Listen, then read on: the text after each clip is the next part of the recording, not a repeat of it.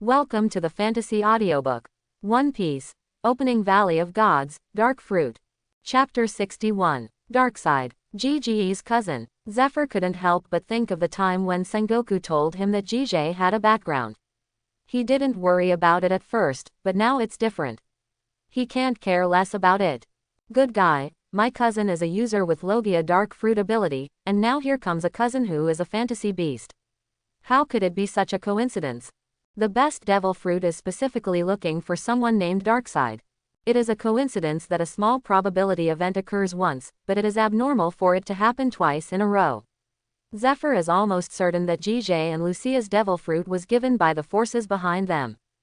Thinking of this, Zephyr was secretly shocked, wondering what kind of force this was that could have such a big hand. Zephyr was thinking when a chaotic sound suddenly sounded outside the window, interrupting his thoughts. These brats have become lawless just because I haven't been there for a while. That guy from Porisalino must be the leader. Zephyr came to the window with a dark face and looked towards the training ground. He immediately knew what was going on. It turned out that Gigi was back, and there was a slim black-haired girl standing next to him. Although she was a little far away, Zephyr knew that it must be the Lucia mentioned on the resume. On the training ground, Ginny was almost obsessed with Gigi. Her pretty face kept rubbing in Gigi's arms. Lucia frowned slightly, but she didn't say much. Gigi had already introduced her to several of his close people on the ship, of which Ginny was naturally the focus. Lucia knew how important Ginny was to Gigi. Guion in the crowd also wanted to go up and say a few words to Gigi, but she knew that with her relationship with Gigi, going up at this time would only cause embarrassment. She looked at Lucia, who had been standing quietly next to Gigi, with amusement in her eyes. Gigi had just introduced Lucia to everyone, saying she was his cousin, but she was good at observing words and emotions, but she saw something fishy in it. The way Lucia looked at Gigi couldn't be the so-called cousin, and the sense of attachment almost overflowed. Realizing that someone had been staring at her, Lucia frowned slightly, turned her head to meet Guion's gaze, and slowly placed her right hand on the handle of Suime's knife. Guion's expression changed. She actually felt an inexplicable sense of crisis from Lucia, which meant that the opponent's strength was probably greater than hers. Fortunately, Gigi noticed something strange about Lucia. He just called Lucia's name softly, and Lucia immediately calmed down and stopped looking at Guion. Akainu waited for Ginny to finish talking to Gigi before speaking. Gigi, you have become stronger again. Gigi smiled slightly and said half-jokingly. Sakazuki, where did you see this? Hair, Akainu responded seriously. No, it has nothing to do with your hair. You have an aura about you, I can feel it. Kizaru held his chin and nodded in agreement. He felt the same way. Others didn't have any special reaction to this. In their opinion, just because of Gigi's evil talent, his strength was growing almost every day, let alone this month. What are you all doing? You're just lazy when I'm not around, right? Zephyr's voice sounded, and everyone was startled and suddenly quieted down, which reminded Gigi of the scene when the head teacher suddenly appeared from the door when he was studying in Blue Star. The students began to line up consciously, and when Zephyr came over, all the students had lined up in two neat squares, except Lucia, who was standing on Gigi's right. She stood out among the male students, a girl. Zephyr noticed her and asked, "You are Lucia who just arrived? Come up and introduce yourself to everyone."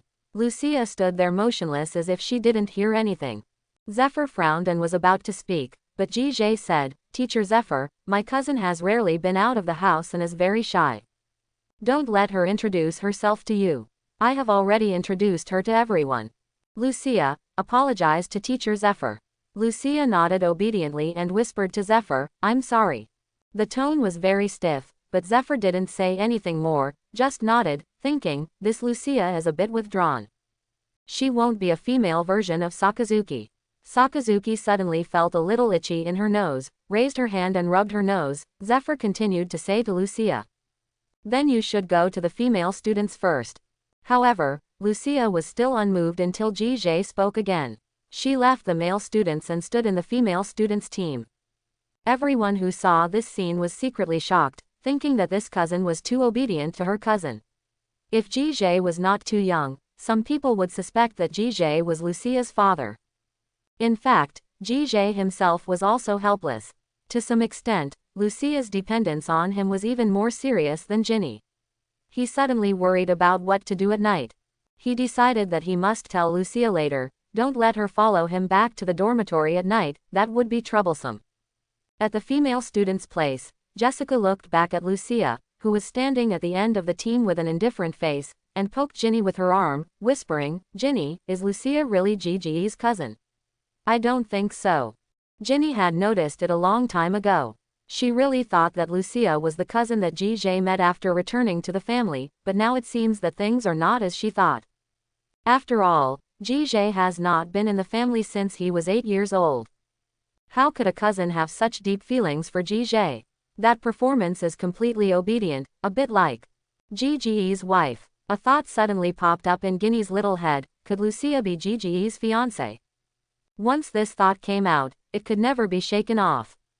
Ginny stood there with a tangled face. The more she thought about it, the more uncomfortable she felt. She had already begun to imagine the bloody scene in her mind that after GJ returned to the family, the elders of the family assigned him a fiancé. Ginny, what are you thinking about? Why don't you say anything? Jessica poked Ginny again, and Ginny suddenly woke up and suddenly shouted. No, brother GJ, don't agree to him. This shout immediately attracted everyone's attention to Ginny. Ginny stared with a pair of big eyes and her pretty face flushed. She didn't dare to look at GJ, who was confused over there, and said hesitantly. Yes, sorry, I was distracted just now. Ginny buried her head very low, wishing she could find a crack in the ground to crawl into. Fortunately, Zephyr didn't say anything to her. He just briefly talked about today's training program in front of him, and then they were about to disband. At this time, a Marine general ran in anxiously. It was Bab's rear admiral who had brought GJ back to his headquarters. He shouted as he ran. Zephyr Admiral, Vice Admiral Garp encountered the Whitebeard pirates at sea, and a fight has begun.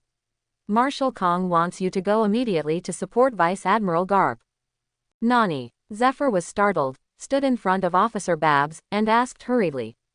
What's Garp doing out there?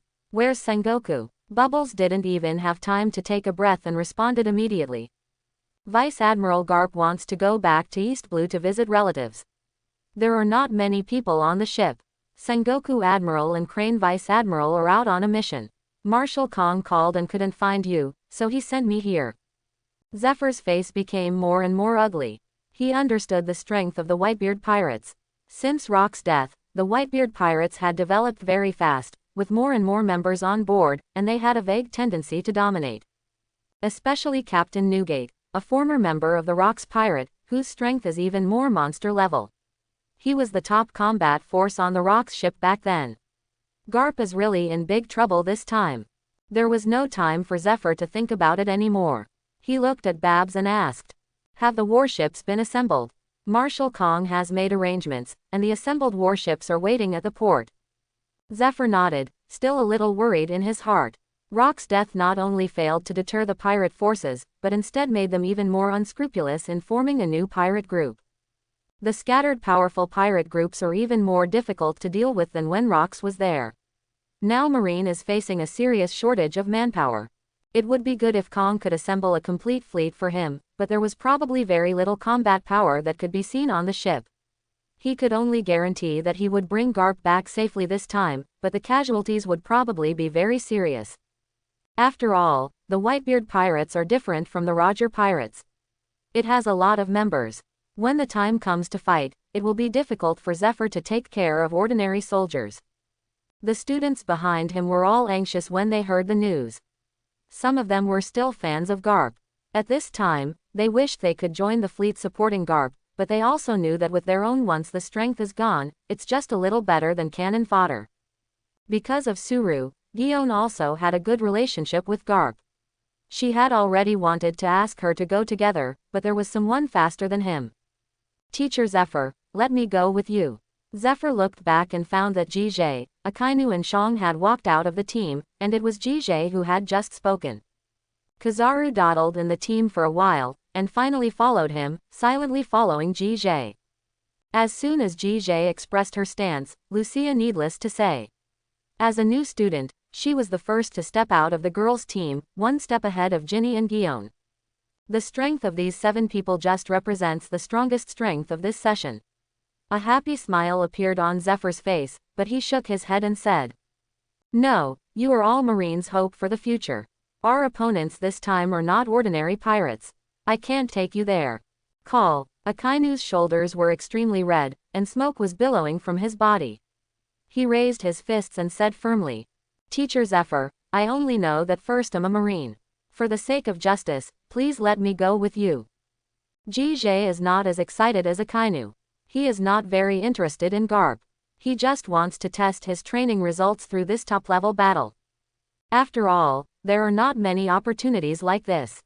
No matter how strong he is only a student. If he doesn't go this time, he doesn't know how long it will take.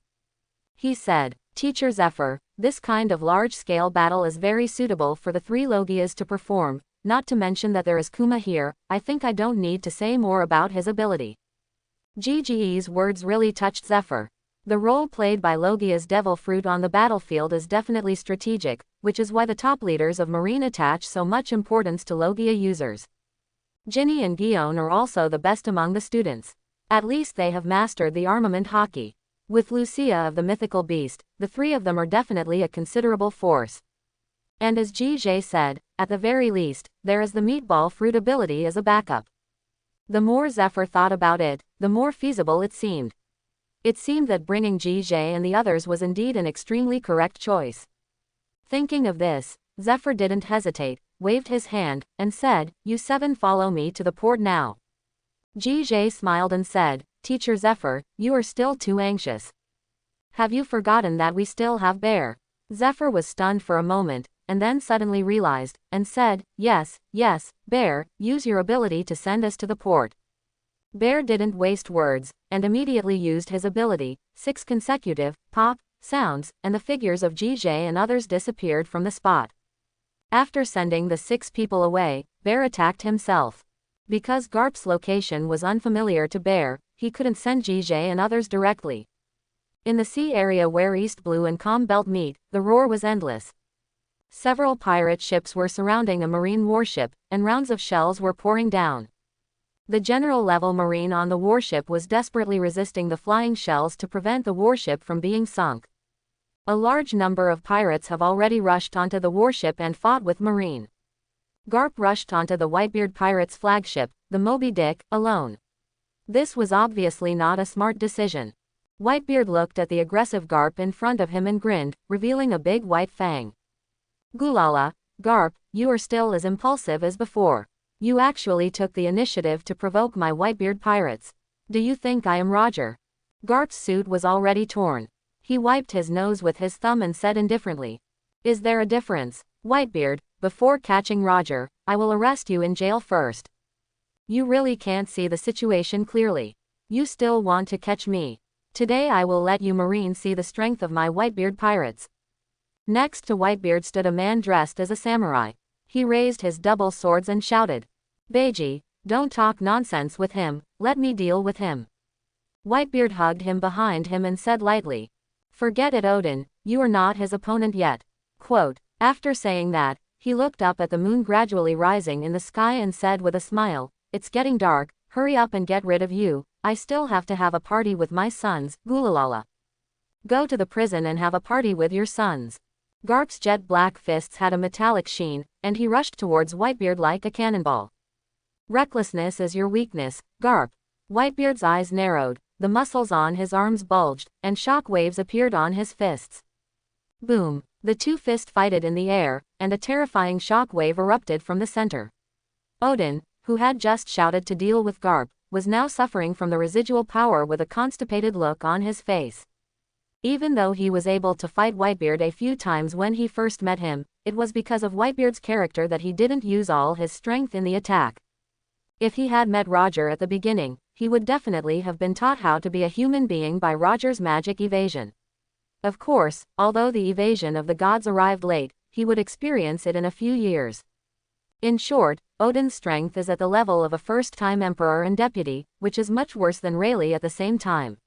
After all, Rayleigh is the actual deputy captain of the Roger Pirates. Whitebeard was still in a stalemate with Garp. He looked at Oden with his peripheral vision and said in a deep voice, "Oden, go to the warship and help Catbelly Snake and the others." After seeing Garp's strength, Oden became honest and immediately jumped towards the warship.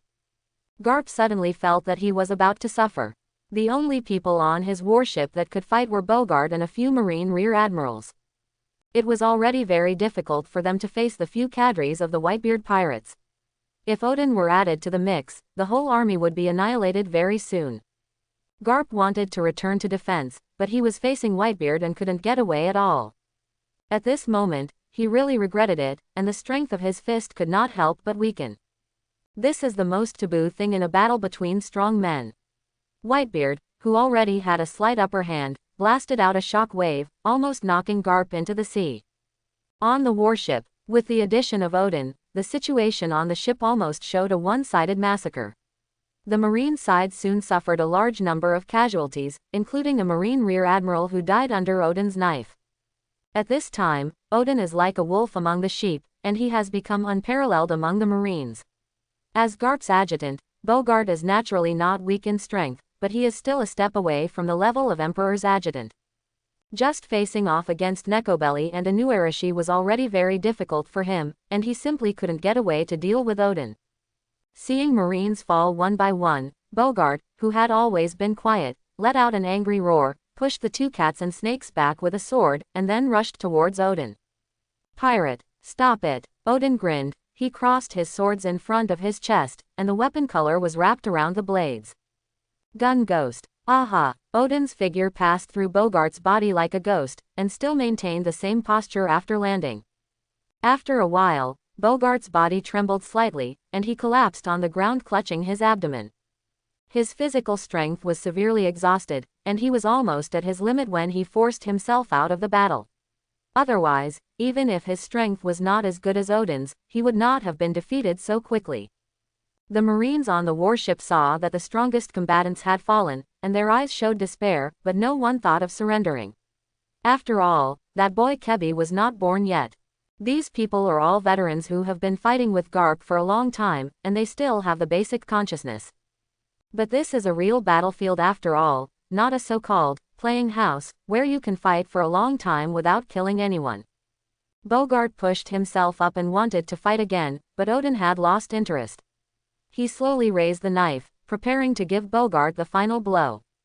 Suddenly, a dark Uzumaki appeared out of thin air in front of Bogart.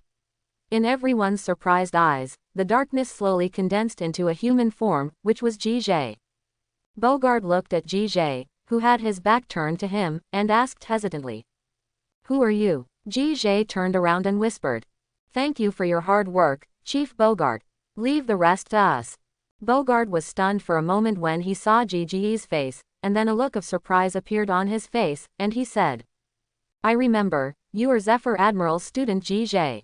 Oden on the opposite side raised his chin when he heard this and said, "It turns out that the reinforcements have arrived. Very good. I was bored."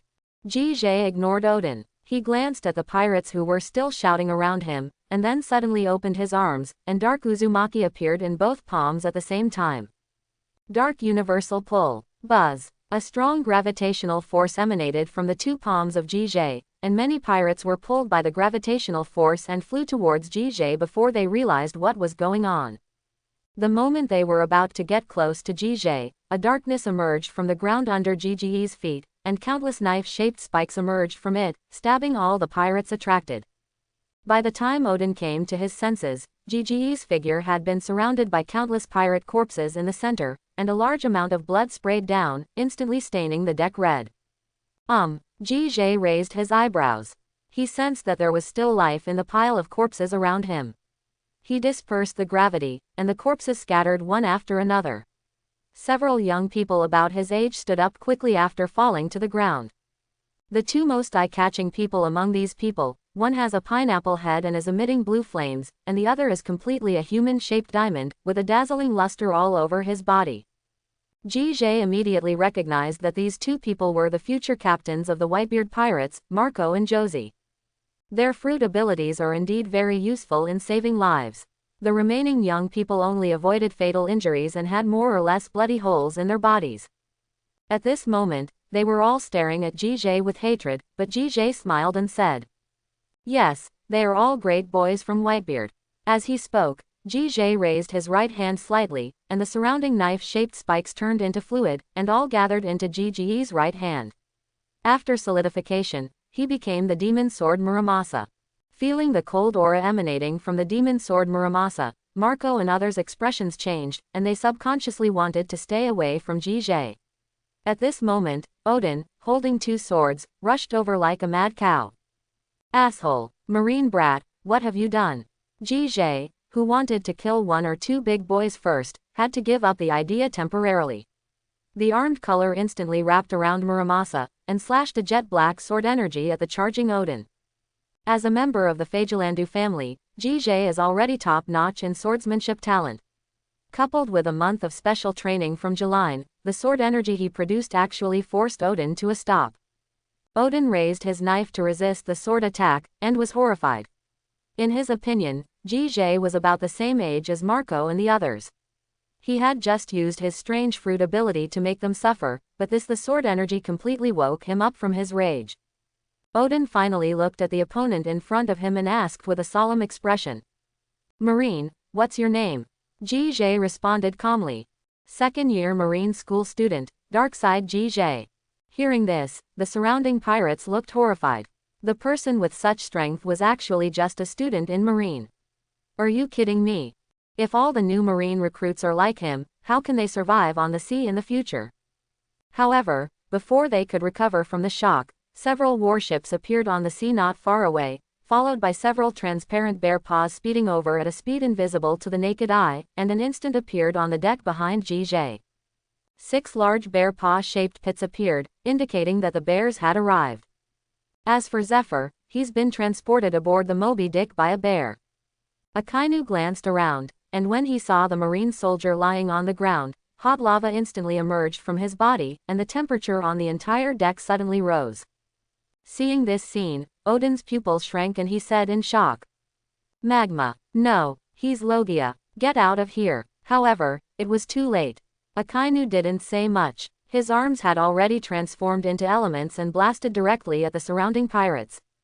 With just one encounter, a large number of pirates were turned to ashes by the hot magma, and many unlucky ones were blasted out of the warship by the powerful explosive force of the magma, falling into the sea like dumplings.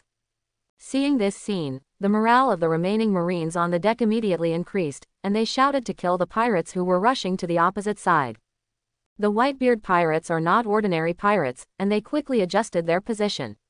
Oden was the first to rush forward, aiming directly at Jige and Akainu. Jige looked calm and exuded an inexplicable pressure. He said in a deep voice, "This guy is not easy to deal with. Porosalino, Sakazuki, you two come with me." The others dispersed to deal with the remaining cadres. The other 6 people heard the words without any hesitation, and all started to act as Jige said. Lucia spread her black wings, and her whole body turned into a black stream of light and rushed towards Neko Viper and Anuarashi. Gion followed closely, back. Ginny found a young pirate who also used a gun and wore a pink kimono. The bear dodged and his huge body blocked Marco and Josie. Oden had no time to care about anything else. He had already formed a cross with his swords and said in a deep voice, "2 sword-style peach source 10 punches." This can be regarded as his unique skill, which shows that he attaches great importance to Jige. Kizaru, who had always been carefree, was extremely serious at the moment. Seeing the dead Marine soldiers around him, his heart was not as peaceful as he looked. He used his ability to condense the Tien Kong Yun sword and stood side by side with Jige Akainu. Seeing the lightsaber in Kizaru's hand, Oden's mind froze slightly. He couldn't help but think of the scene when Jige used his ability just now. 3 Logia. Thinking of this, Oden gritted his teeth and desperately injected Haki into the 2 swords in his hands. He is not stupid. If these 3 people are allowed to grow up, the future life of the Whitebeard pirates will be really difficult. So he made up his mind to get rid of the 3 Marine newcomers in front of him today. Buzz. A cross-shaped slash wave shot out. Jige stepped forward, conquerors surrounded the village. King's Sword Yuji. Jige holds Muramasa and chops on the slash wave. However, this is Oden's full blow after all. Yuji is not the conqueror's entanglement like Kaido. It is not easy to withstand Oden's full attack. Fortunately, he was not alone. Golden light flashed and Kizaru appeared beside Jige. The two of them worked together to scatter the sword wave. The Taoyuan 10 fists are not just a simple sword attack, they are followed by Oden wielding a pair of swords. Akainu narrowed his eyes, and his whole body turned into a pool of raging lava. When Oden appeared above the magma, Akainu's figure suddenly surged out of it. His magma-formed left hand was highly concentrated, burning with red flames, and he punched Oden's chest, shouted angrily. Dark Hound. Even Oden didn't dare to resist the magma's attack force with his weapons. He had to put away his attack and protect his chest with his two swords, but the impact like a volcanic eruption still knocked him away. Jige seized the opportunity and pressed the darkness on the ground with his left hand. As soon as Oden landed, the ground under his feet suddenly turned dark. Jige's voice sounded. Dark acupoint. As soon as he finished speaking, a strong suction force erupted from the darkened ground. Oden struggled to resist, but was still pulled into the darkness below his knees. Soon, Oden felt that his limbs submerged in the darkness were being torn apart by a violent force. He quickly activated his weapons to defend himself while trying to use his strength to break away from the shackles of darkness. Of course Jige would not miss this opportunity. His entire left arm had turned dark, and the power of darkness became more and more violent. Oden felt as if his two calves were about to be torn apart, and he couldn't help but let out a groan of pain. At this moment, Jige shouted lowly, "Hidden waterfall burial." The power of darkness completely exploded. Oden's eyes widened suddenly, and he screamed in pain. Under the intense stimulation, he finally broke free from the darkness and fell heavily to a ground that was not affected by the darkness. There is no way. To deal with an extremely powerful enemy like Oden, Jige cannot let the power of darkness be too dispersed. Otherwise, with his ability, it would be easy for darkness to cover the entire deck. Elsewhere, Neko Viper and Inuarashi's expressions changed drastically when they heard Oden's screams. They ignored Lucia and Gion who were attacking, and after enduring a wave of damage, they rushed towards Oden. When the two of them saw Oden, they immediately became jealous and shouted, "Lord Oden!" Oden's face was pale, and he was leaning on two knives to support his body. His right leg had disappeared from the knee down, and blood sprayed on the ground along his trouser legs. He looked extremely miserable. Neko Viper and Inuarashi rushed to Oden's side like crazy, and each supported him on one side. The grumpy Neko Viper roared. Who hurt Lord Oden like this?"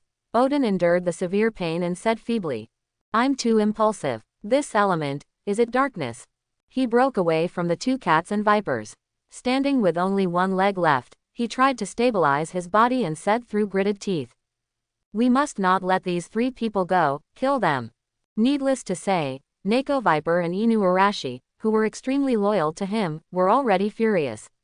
Neko Viper was about to take action immediately, but Inuarashi, who was relatively calm on the side, suddenly held him down and said, "Wait a minute, look at the sky." Cat Viper was stunned for a moment, then looked at the sky. When he saw the full moon, a look of ecstasy suddenly appeared on his face. "Today is the night of the full moon. Ha ha ha, you are dead." Catbelly Snake and Inuarashi stared at the full moon in the sky, and their bodies gradually began to swell, and all the fur on their bodies turned white. The most obvious thing was that the hair on their heads danced around like a lion's mane. This is the unique racial talent of the fur tribe, transformation under the moon lion form. The two people who had completed the transformation looked very excited. They stared with blood-red eyes, and their gazes were firmly locked on Jige opposite. With a burst of crackling electricity, the two disappeared instantly. Jige raised his eyebrows, swiped back with Muramasa in hand, and collided with two claws wrapped with electricity. Catbelly Snake and Inuarashi let out a long roar, then waved their claws, and raging electric currents flowed from his claws. However, Jige ignored these electric currents.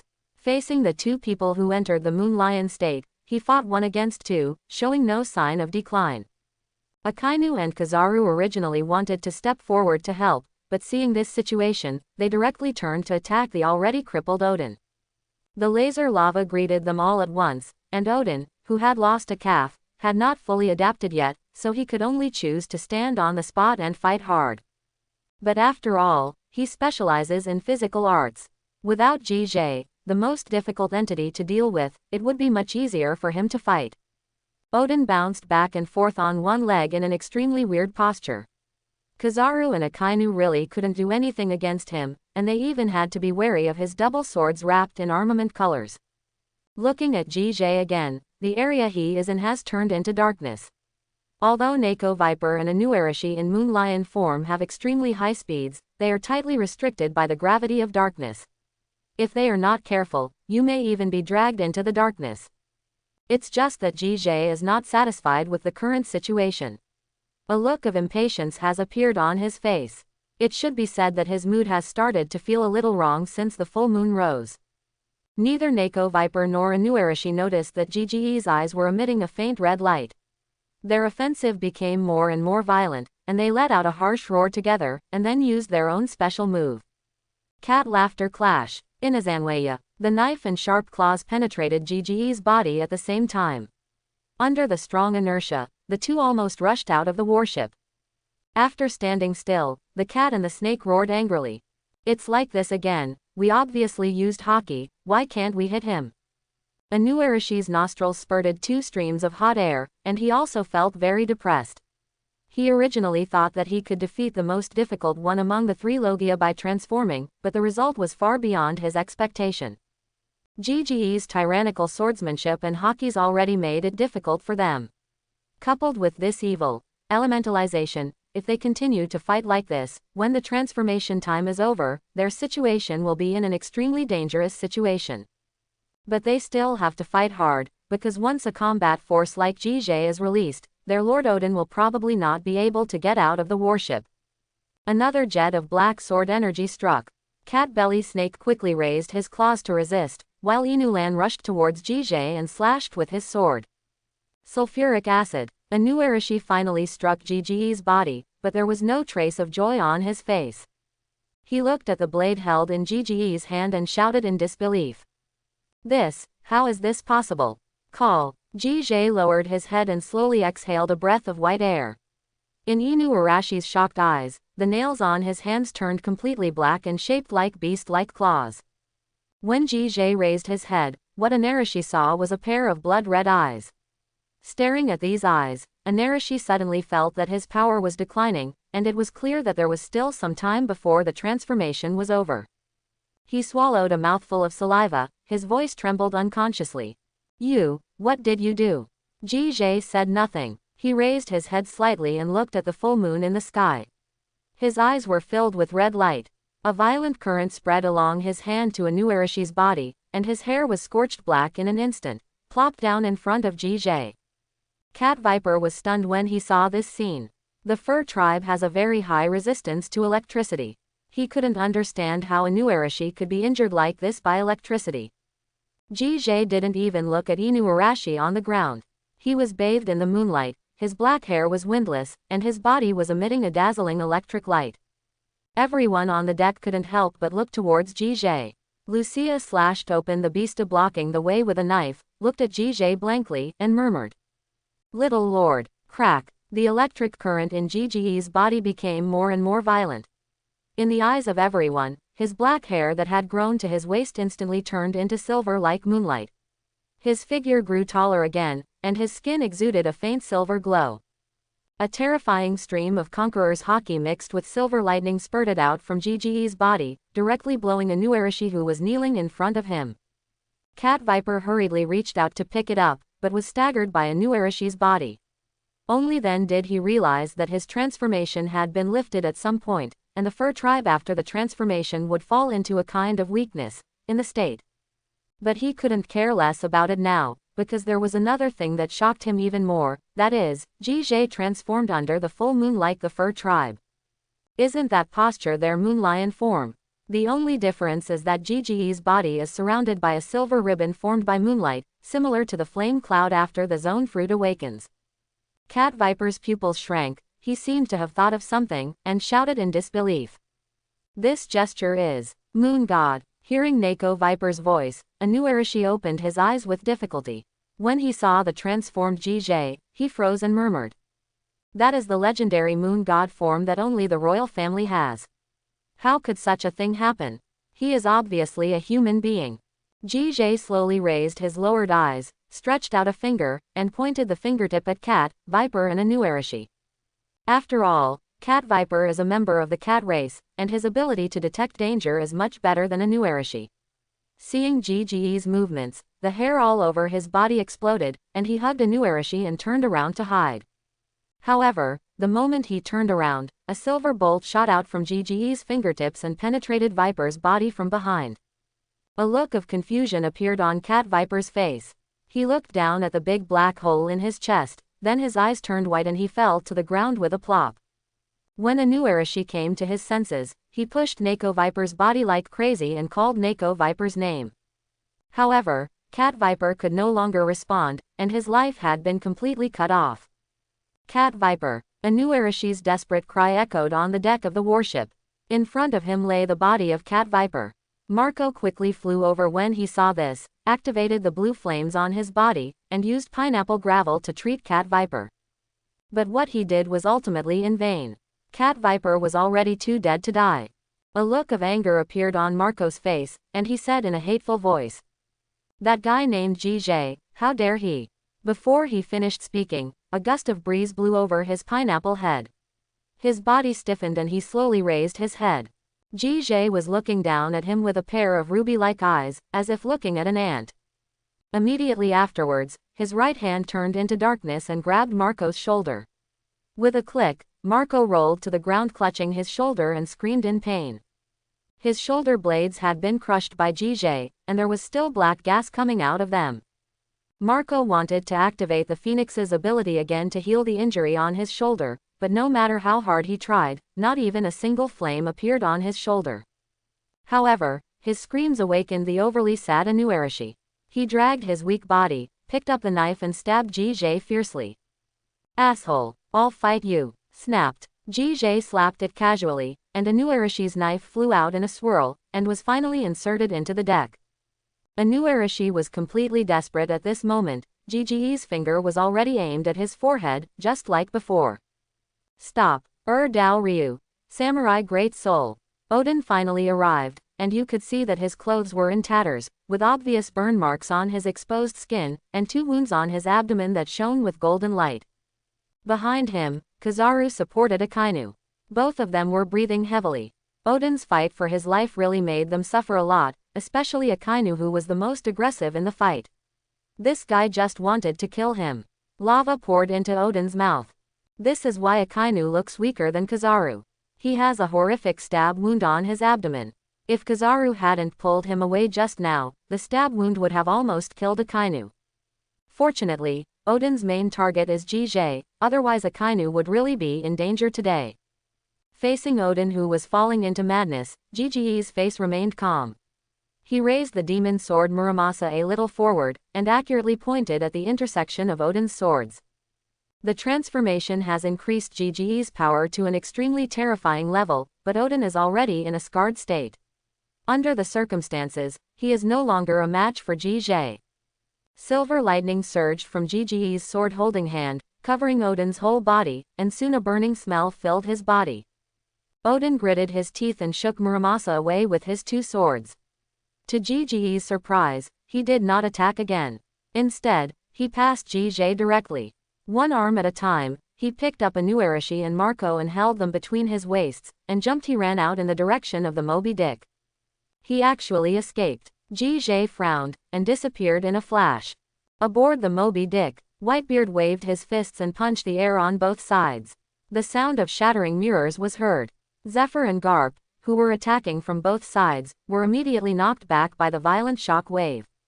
Looking at the 2 people who were forced to retreat, Whitebeard threw his head back and burst out laughing.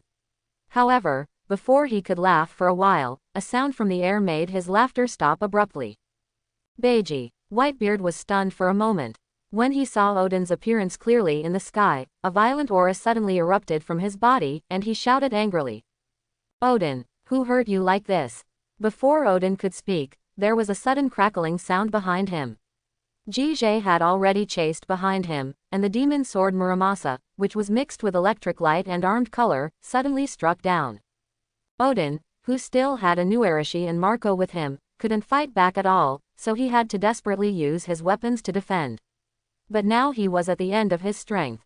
Facing the transformed GJ, his weapons were like paper. Generally mushy. In Whitebeard's furious gaze, Oden's left arm and Inuarashi were split in half by GGE's knife, and finally fell together on the deck of the Moby Dick with a muffled sound. Seeing Oden lying on the ground looking extremely miserable, both Whitebeard and Garp Zephyr fell into an eerie silence. Garp walked up to Zephyr, poked him with his arm, pointed at GJ who also fell on the deck, and his appearance changed drastically, and asked, "Zephyr, who is he? Is he also the person you brought?" Zephyr shook his head and nodded, and finally said hesitantly, "That seems to be GJ, my student." After a pause, he added, "The strongest one. Nani, he's still a student chasing Whitebeard's 2nd Division captain." Not to mention Garp, even Zephyr himself was a little confused. To be honest, he was not sure whether it was GJ. He has long heard about the captain of the 2nd Division of the Whitebeard Pirates. Although it is the 2nd Division, the situation of the Whitebeard Pirates is quite special. The captain is keen to accept his son, so no matter in terms of age or strength, there are differences between the captain and the crew. Not a small gap. To put it bluntly, the Whitebeard Pirates are still in the development stage, and the top strong one is only Captain Whitebeard. Of course, he alone is enough. Among the remaining people, there are many trainee crew members with potential, but the one who can truly be called a strong one is Oden, who is a close friend of Whitebeard. As for Whitebeard's brother Oden, he was almost chopped into a human stick by a marine student tonight, and he is still lying there half dead. This sounds really outrageous. Compared with Oden and the others, Marco was the least injured, and after a while, he was gradually able to use some of his fruit abilities. Although the degree of healing was limited, he was finally able to move freely. Marco glanced at Inuarashi who was already in half not far away, his eyes filled with tears. He dragged Oden to Whitebeard and shouted with a choked voice, "Dad, Viper the cat has been killed, and he also died in the hands of that marine." Whitebeard's entire face was in a shadow. Judging from the bulging blood vessels on his forehead, he was on the verge of rage, and Moby Dick began to tremble. Since the transformation, GGE's mood has become extremely calm. He does not seem to be like other fur tribes who go crazy with the battle after transformation, so he did not step forward to give Oden a last-ditch blow after seeing Whitebeard. Because he clearly knew that he was still no match for Whitebeard at this time, let alone Whitebeard in rage. GJ tapped her toes on the ground and stood next to Zephyr. Garp immediately came up and poked GGE's jade-like skin with his hand and asked, "Are you really GJ?" GJ ignored him, turned to look at Zephyr, and said, "Teacher Zephyr, we have the situation on the warship under control, don't worry." What else could Zephyr say? He could only nodded stiffly to show that he understood, but he couldn't help but ask, "GJ, what's wrong with you looking like this?" GJ responded calmly, "It's the power of the fur tribe. Someone experimented on me." Just as he was talking, Whitebeard suddenly rose up, and a shock wave emerged from the tip of Yunqi's knife.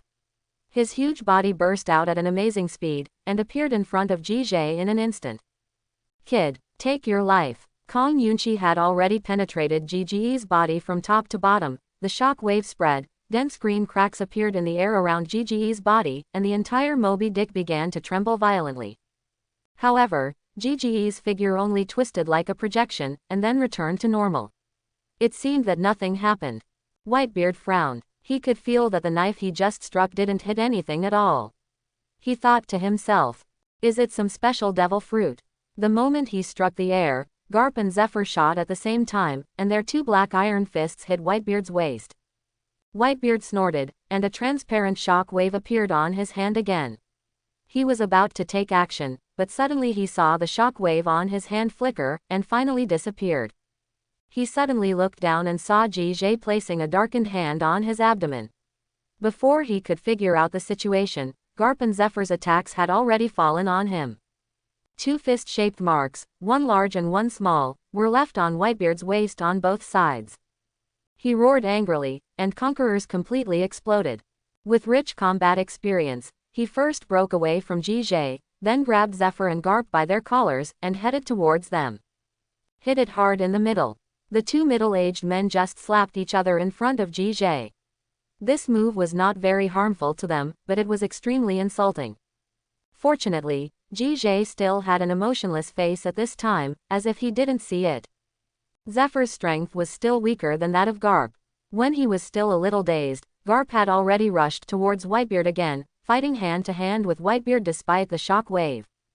GJ would touch Whitebeard from time to time so that he could not use Shock Fruit's power normally.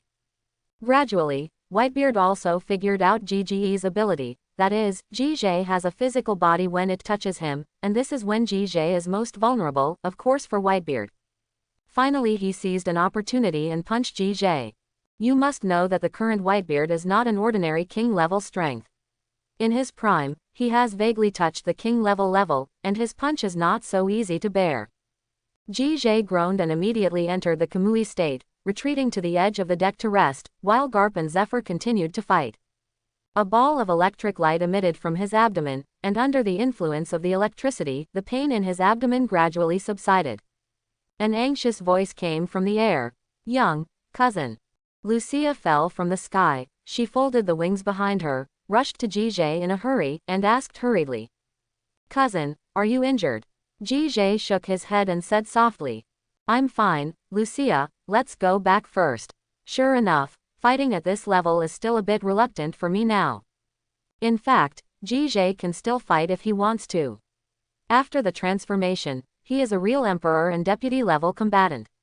With Zephyr and Garp, it is not impossible to take down Whitebeard, but it will cost a lot. He didn't. It is necessary to fight hard. Lucia thought GJ was shocked by Whitebeard's strength.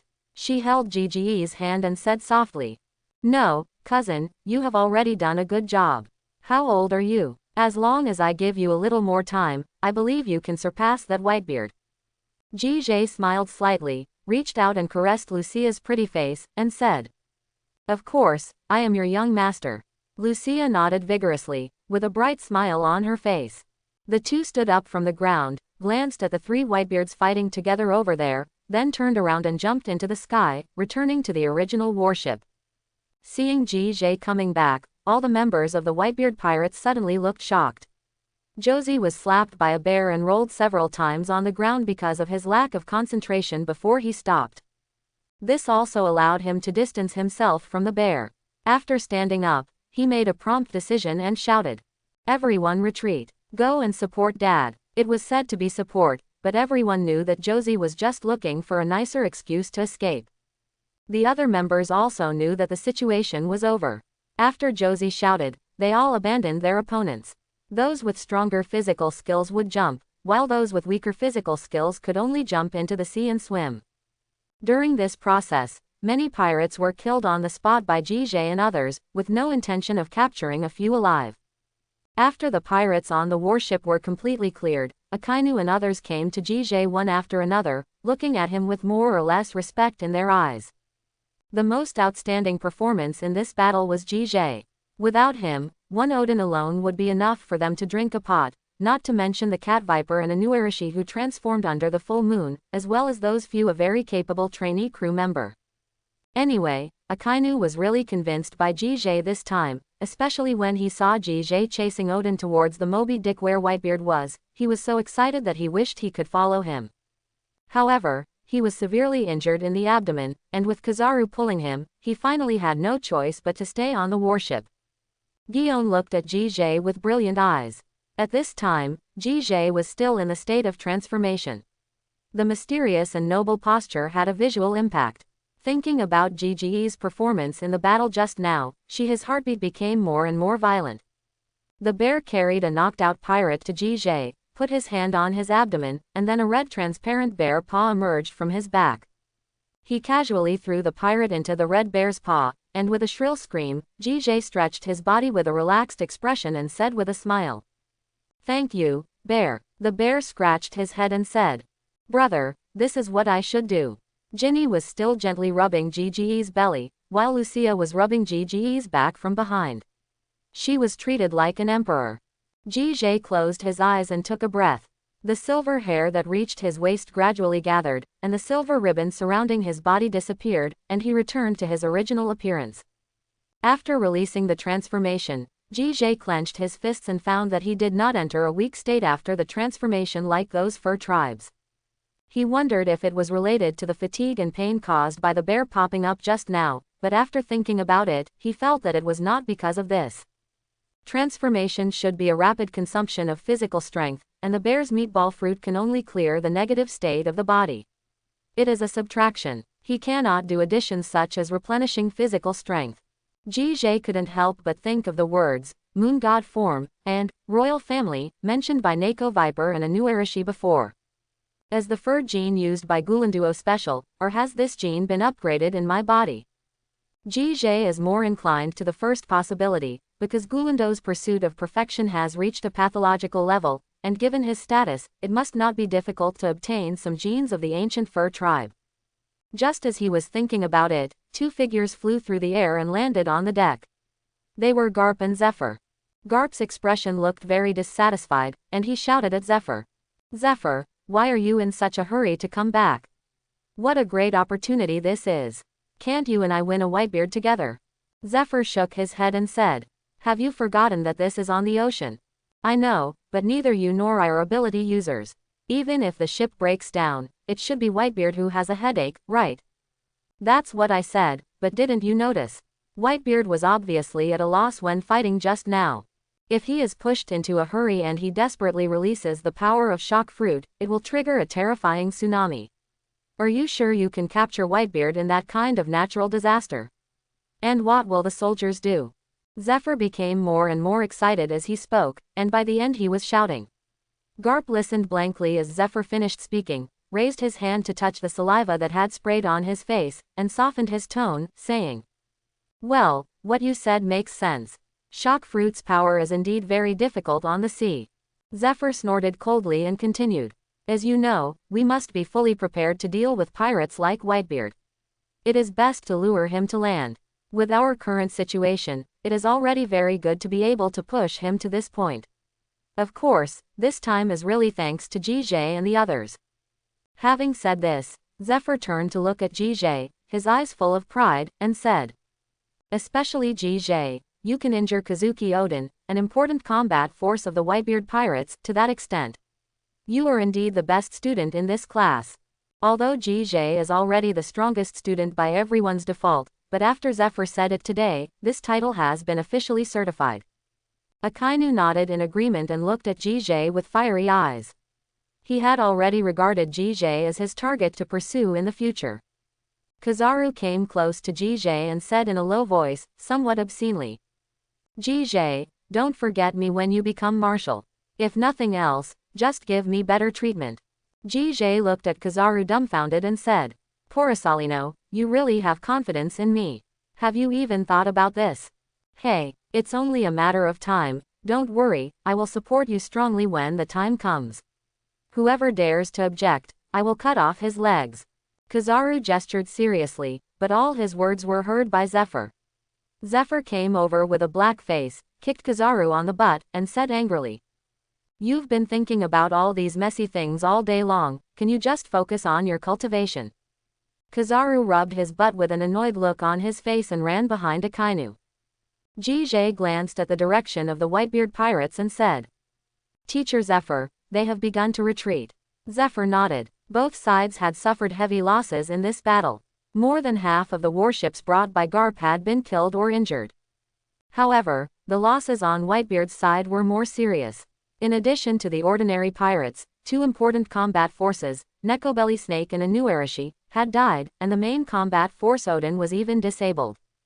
Overall, Marine was victorious this time, albeit a miserable one. Aboard the Moby Dick, Oden has been carried into the treatment room. He has lost too much blood. If his body was not strong enough, he would be cold by now. Anu Arashi's half-divided body was still lying on the deck, looking extremely eye-catching. The others also had injuries on their bodies, and their heads were hanging down. Many members who were close to Anu Arashi had tears in their eyes, and the atmosphere on the ship was heavy. One of Marco's shoulders was wrapped in a bandage. He raised his other arm and wiped the tears from his face. He asked someone to pick up Inuarashi's body and piece it together so that he could find a place to bury it when he landed. During the whole process, Whitebeard remained silent until the bloodline on the deck was completely cleared, then he slowly raised his feet and walked towards the bow of the ship. The people on the boat suddenly felt an extremely terrifying aura. Marco looked at Whitebeard's back blankly and murmured, "Dad." Whitebeard walked to the bow and stood there, his eyes shining with Conqueror's unique luster. He narrowed his eyes slightly and looked at the several marine warships that were gradually getting farther away from here. "Marine, this isn't over yet. Bend over, bend arms, make fists." When Whitebeard took this pose, all his sons suddenly looked excited. "Dad." Click. Whitebeard charged up and punched the air in front of him. The crack created this time spread for hundreds of meters in an instant, and huge waves instantly rose on the sea. Zephyr's expression changed and he cursed angrily. "This is absolutely crazy. Aren't they afraid that this will affect themselves?" As he said, there were waves rising near Whitebeard's fleet, but they were directly dispersed by Whitebeard's ability, and the impact was not significant. Zephyr was so angry that he was itching his teeth when he saw this scene. Facing the incoming waves, his arms were wrapped in dark armor and he gritted his teeth and said, "Fortunately, the distance is wide. A tsunami of this magnitude should be able to be dealt with by myself and Garp's hockey." At this time, all the warships were already under the hundreds of meters high waves, and shadows shrouded everyone's face. Zephyr and Garp looked at each other, and were about to jump high into the air to block with their weapons. However, a figure had jumped into the sky one step ahead of them. Zephyr was slightly startled. When he saw the person in the sky clearly, he said in shock, "Jije." Facing the huge waves coming from all directions, with everyone watching, Jije lowered his head and crossed his arms against his chest. A dark gravity compressed to the ultimate was condensing on his body. Jije, who was floating in midair, had completely turned into a human-shaped black hole, and the seawater rushing towards him was sucked into the darkness in a spiral shape. As a large amount of sea flowed in, Jije's body suddenly burst into dazzling white light, and a white spherical barrier loomed around his body. This vision caused a commotion among the Whitebeard pirates. He has sucked all the seawater into his body. What does he want to do? Isn't he a capable person afraid of the sea? This marine is doing bad things again. Standing at the bow of the ship, Whitebeard squinted his eyes and watched as the white light on Jije became more intense, like a dazzling shirahoshi hanging high above the sea. In the white light, the gravity emanating from Jije had stopped. He slowly opened his eyes and whispered, "White Cave Shinra Tenzhang." Buzz. With Jije as the core, a repulsive force spread out that pushed everything aside. Along with the repulsive force, the large amount of seawater that had just been sucked into his body exploded. All this happened so fast. Before Whitebeard's side could react, several ships had been washed away by the rough waves. However, what is more terrifying than the seawater is the invisible repulsion. Under the impact of this repulsive force, except for the Moby Dick, which had the strongest hull, the remaining ships that were lucky enough to withstand the waves were directly bombarded into pieces. The pirates on the ship had their internal organs shattered by the repulsive force. The pirate ship was buried in the sea together. Although the Moby Dick withstood the impact of the repulsive force, fine cracks had appeared in places on the hull. The entire ship was pushed back several miles by the repulsive force, and the marine warship was no longer visible at all. Whitebeard stretched out an arm and stood like a sculpture on the bow of the ship. He had used hockey to withstand most of the impact of the Shinra Tenzhang just now. Otherwise, the Moby Dick and other members on the ship would be in danger. Slowly putting away his numb arms, Whitebeard frowned and stared at the direction of the warship just now. Marco walked up to Whitebeard and asked with a worried look on his face, "Dad, are you okay?" After a wave of Shinra's conquest, the damage to the Whitebeard group can be said to be extremely heavy. Since the establishment of the Whitebeard pirate group, they have not suffered such a big loss. Marco is very worried about Whitebeard's current mental state.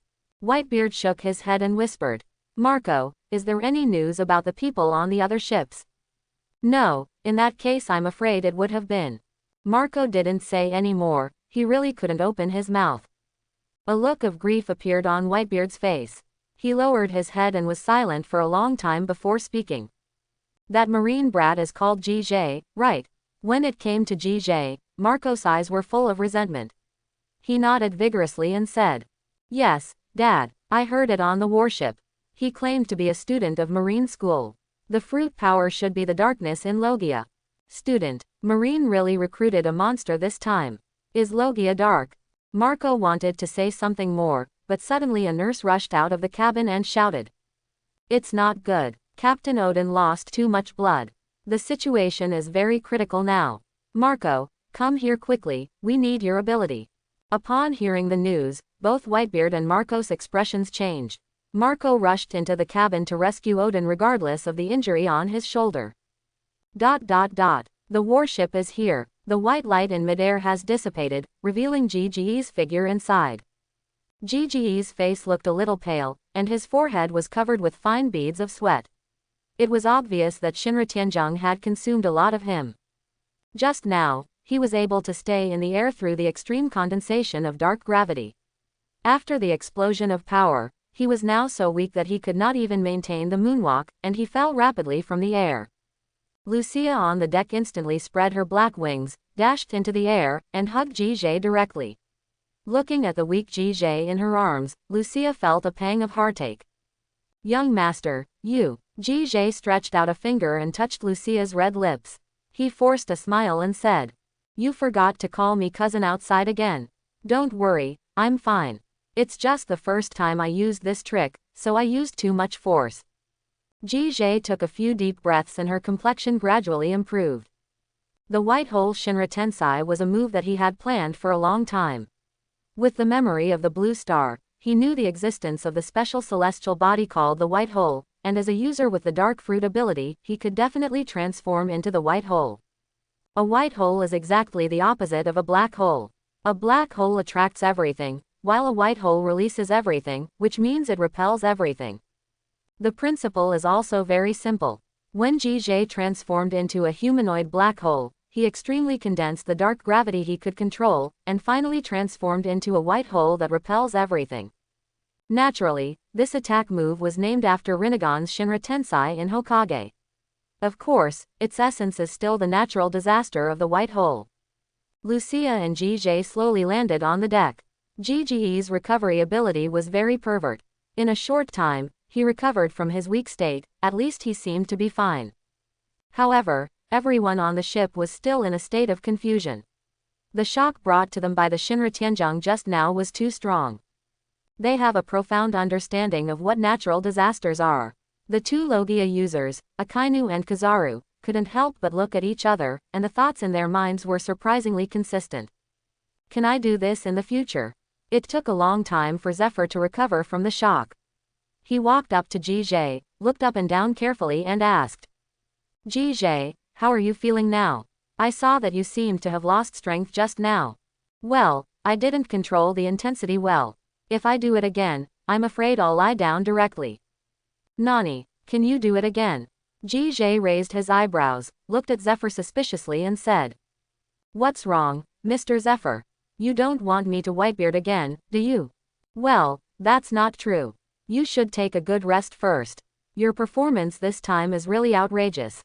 To be honest, I don't even know how to report to Marshal Kong." After hearing this, Jige waved his hands and said with an indifferent expression, "I just did what I should do. Sakazuki and the others are also very good.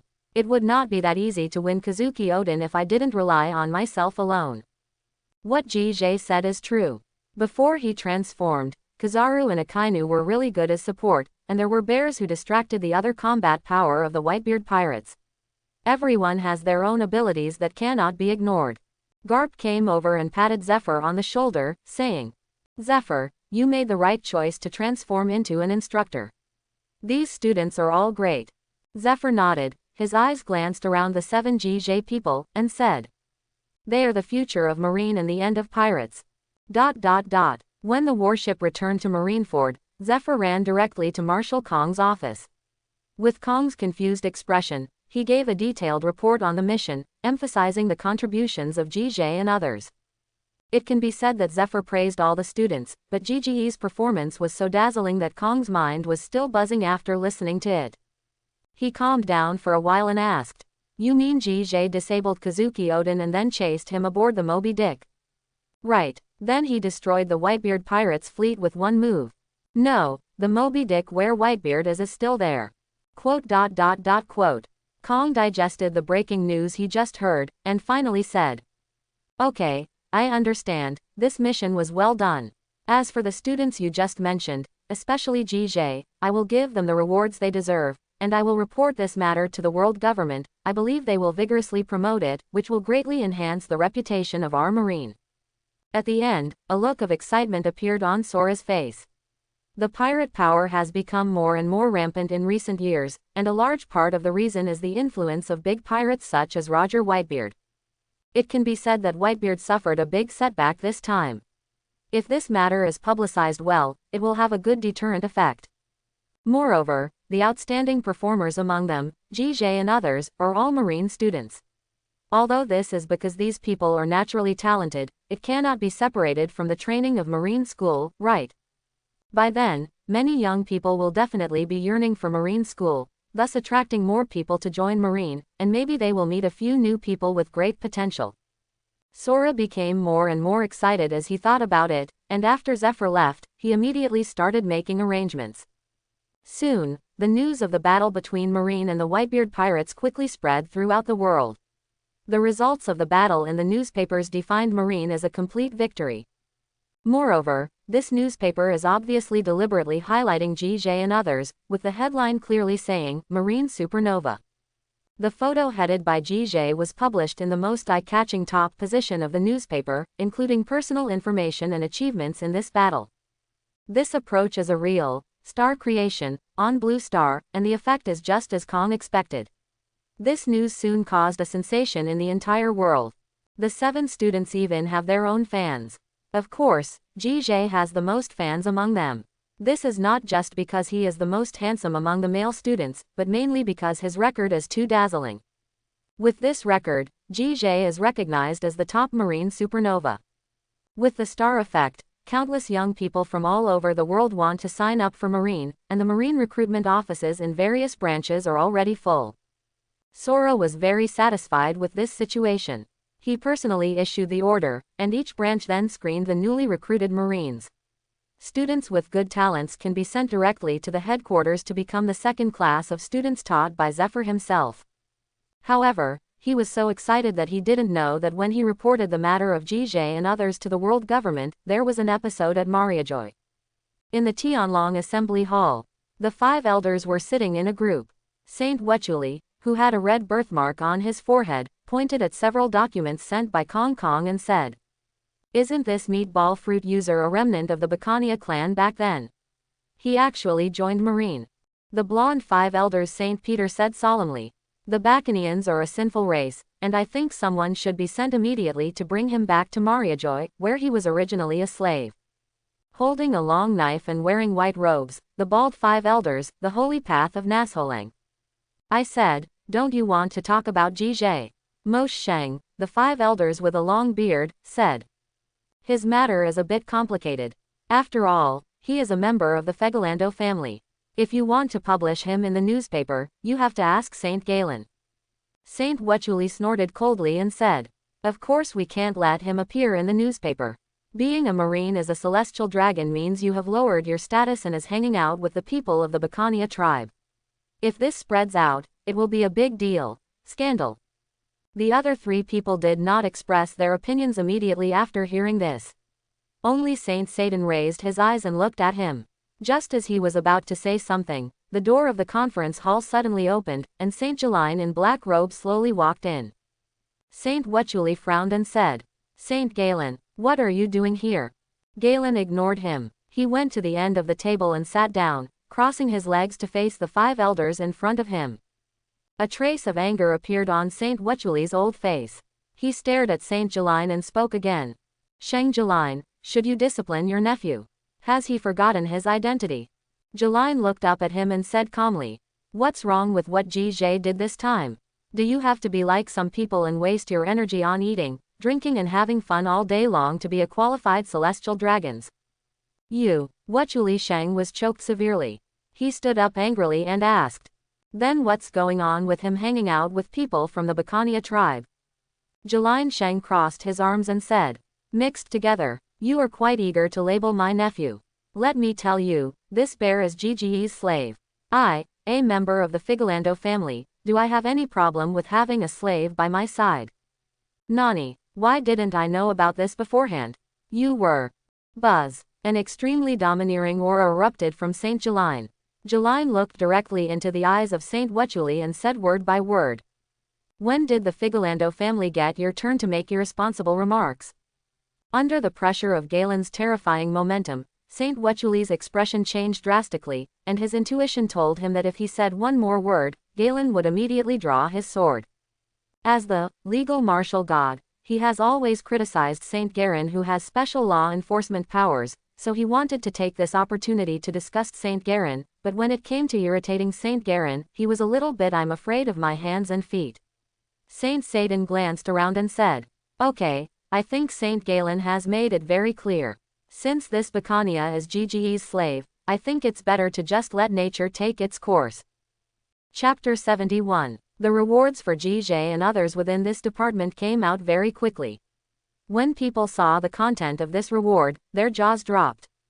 The 3 female cadets headed by Lucia were all awarded the rank of colonel, and the 4 male cadets headed by GJ were even more outrageous. The lowest rank awarded to them was Commodore Shang. The remaining GJ, Akainu and Kazaru were all awarded the Rear Admiral rank, but GJ as the first meritorious officer is a bit special.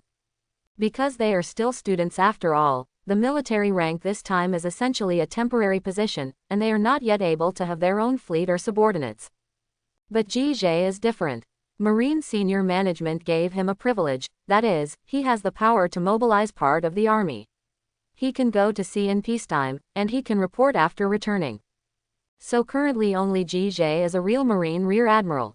Of course, even a fictitious position like Akainu and others with no real power for the time being is enough to make many Marines who have been working for decades without reaching the school level be extremely envious. What's more, GJ and other students have been colonels since they started, of the headquarters. There is a saying on Blue Star called, Beijing Official Level 3, and it is also applicable in Marine.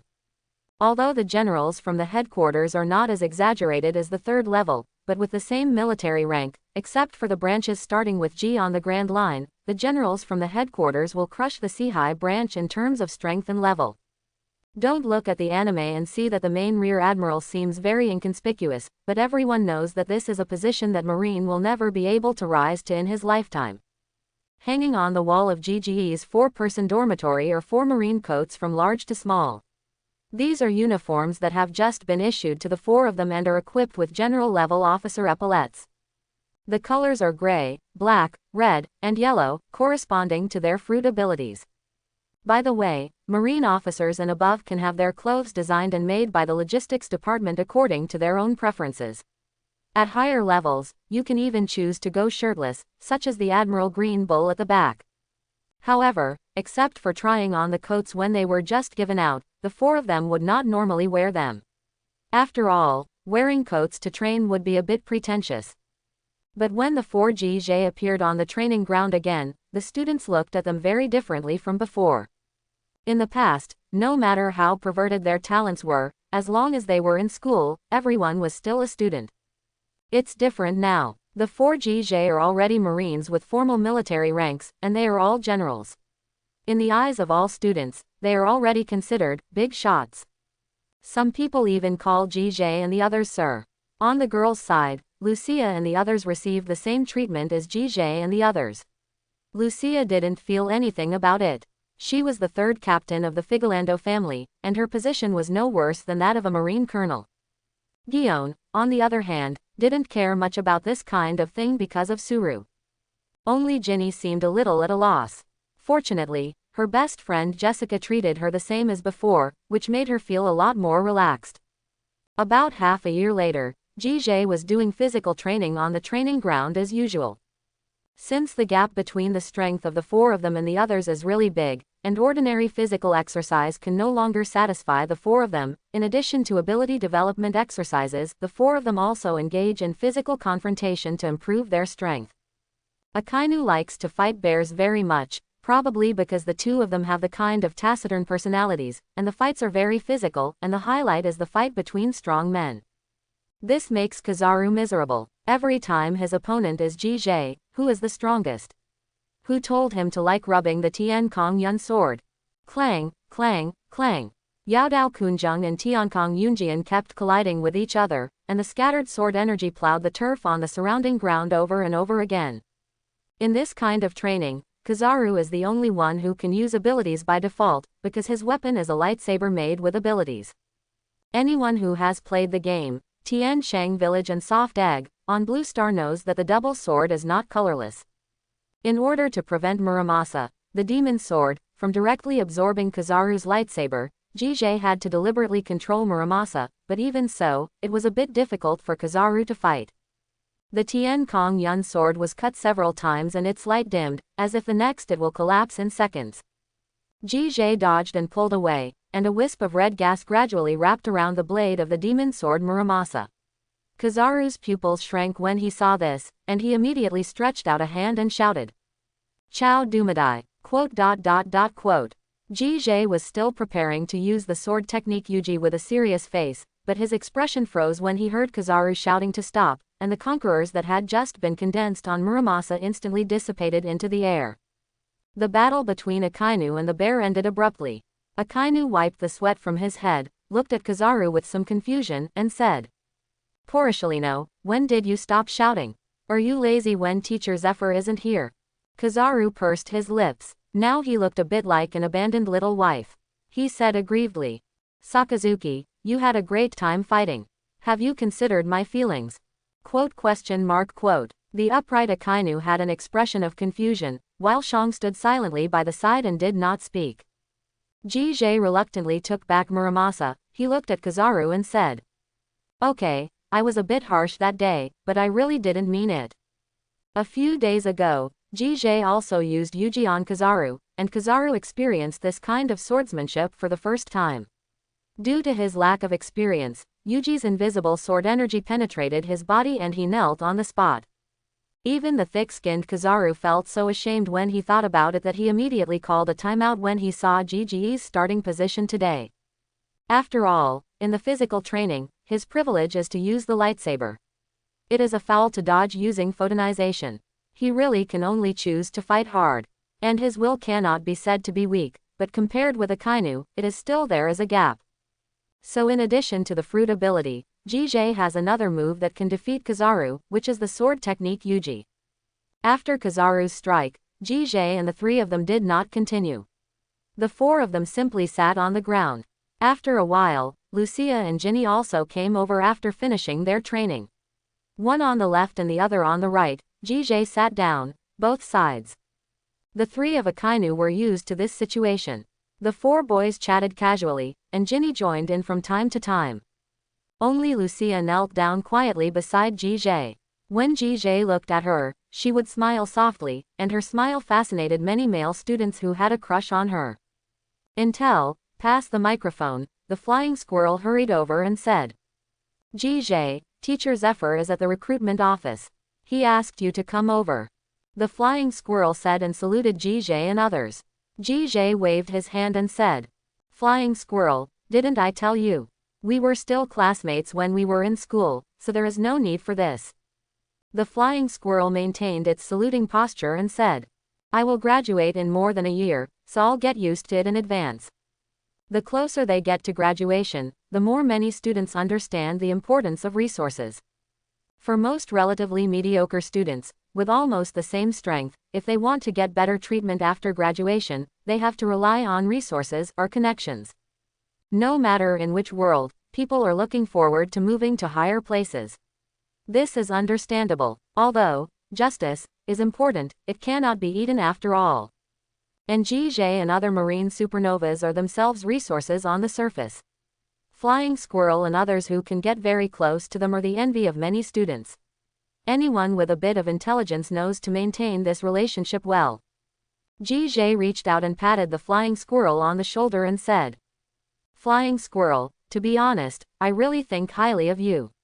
You will at least be a vice admiral in the future."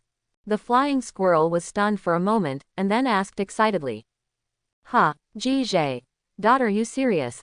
Certainly. After saying that, Jije waved his hand and walked past the dazed flying squirrel towards the outside of the training ground. Akainu and Kizaru followed. The flying squirrel just pointed at the three of them. Flying squirrel came to Huo Shaoshan and others with a carefree look. Huo Shaoshan looked at flying squirrel with a puzzled face and asked. Flying squirrel, you look very happy. What good thing happened to you? The corners of the flying squirrel's mouth couldn't stop rising, and he coughed twice and said. It's nothing, it's just that Jije just said that I can be the vice admiral in the future. Nani. Headquarters Recruitment Office. Today is the recruitment fair for the new class, and several of the freshmen who came here to sign up are of special interest, so Zephyr came over in person. At this moment, there were 3 young people standing in front of him, each with their own characteristics. The height of the 3 of them was surprisingly the same. They were 2 meters tall. They were dressed like ordinary soldiers, with blue and white shirts and straight black trousers. The person on the left has dark green curly hair, thick eyebrows, and thick lips. His expression looks a bit arrogant, and his figure is much stronger than the other 2. The man in the middle has shoulder-length black hair hanging wildly, no eyebrows, his brows are always furrowed, and his face is fierce. The man on the right looks like a young man, his eyes are full of expectation, he is tall and thin, standing upright, with a blue hooded hat on his head. 2 clumps of black curls popped out from under the hat. Zephyr crossed his arms and glanced down at the 3 documents on the table. From left to right, they were Aramaki, 21 years old, a user with Logia Sensen Fruit ability, born in North Blue.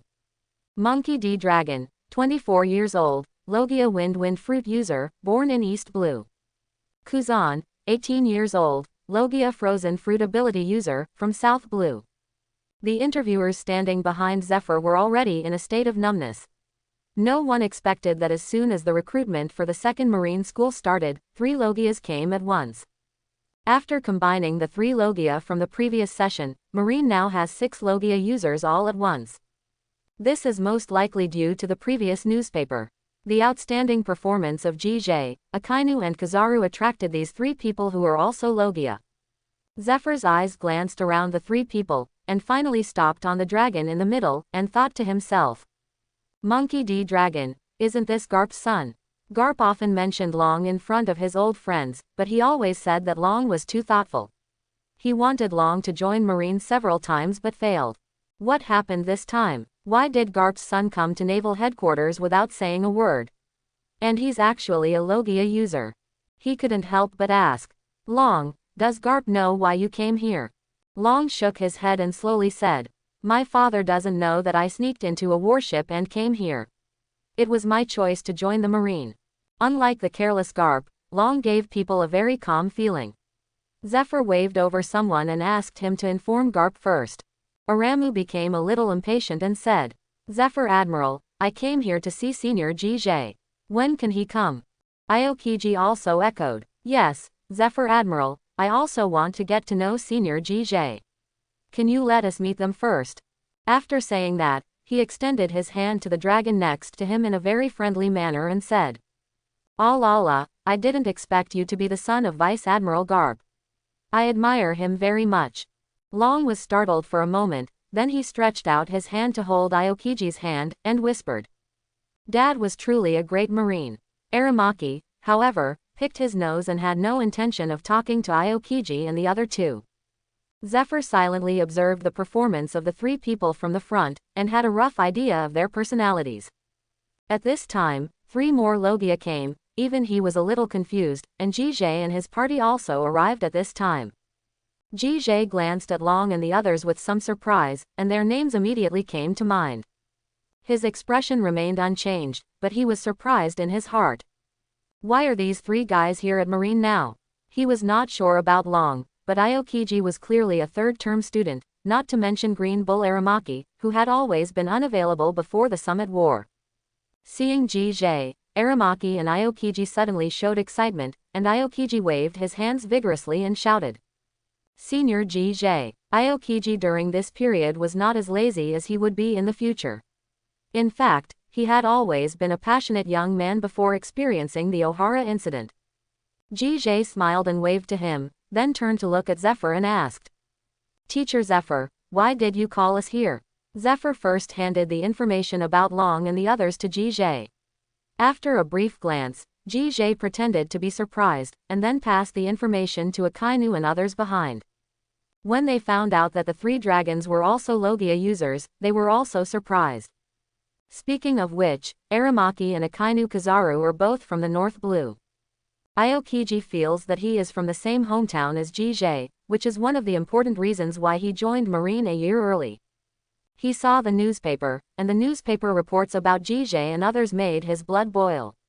Then he saw that the most outstanding performer among them, Jie, was actually his fellow countryman, so he decided to join Marine. From Zephyr's mouth, Jie understood the ins and outs of the matter, and couldn't help but laugh and cry a little. He co-authored that he had attracted Aramaki and Aokiji to Marine in advance. Long has been watching Jie silently. Obviously he is also very interested in Jie. After all, they are both Logia. Jie faced off against the Whitebeard pirates at the age of 17, and achieved such a dazzling result, which inevitably made them curious. Aramu ran directly to Jie, grabbed Jie's hand, and said loudly, "Senior Jie, my name is Aramaki. I have seen all your deeds. I really like you so much. All trash-like pirates who ignore the government should be cleared away." As soon as these words came out, Akainu immediately showed appreciation, while Long frowned slightly. He didn't like this extreme view, and he didn't have a good impression of world government. This is also the main reason why he has not listened to Garp's advice and joined Marine. He stared at Jie, wanting to see how the now famous Marine super rookie would respond. Jie smiled and responded unhurriedly, "Hello, Aramu, welcome to join us."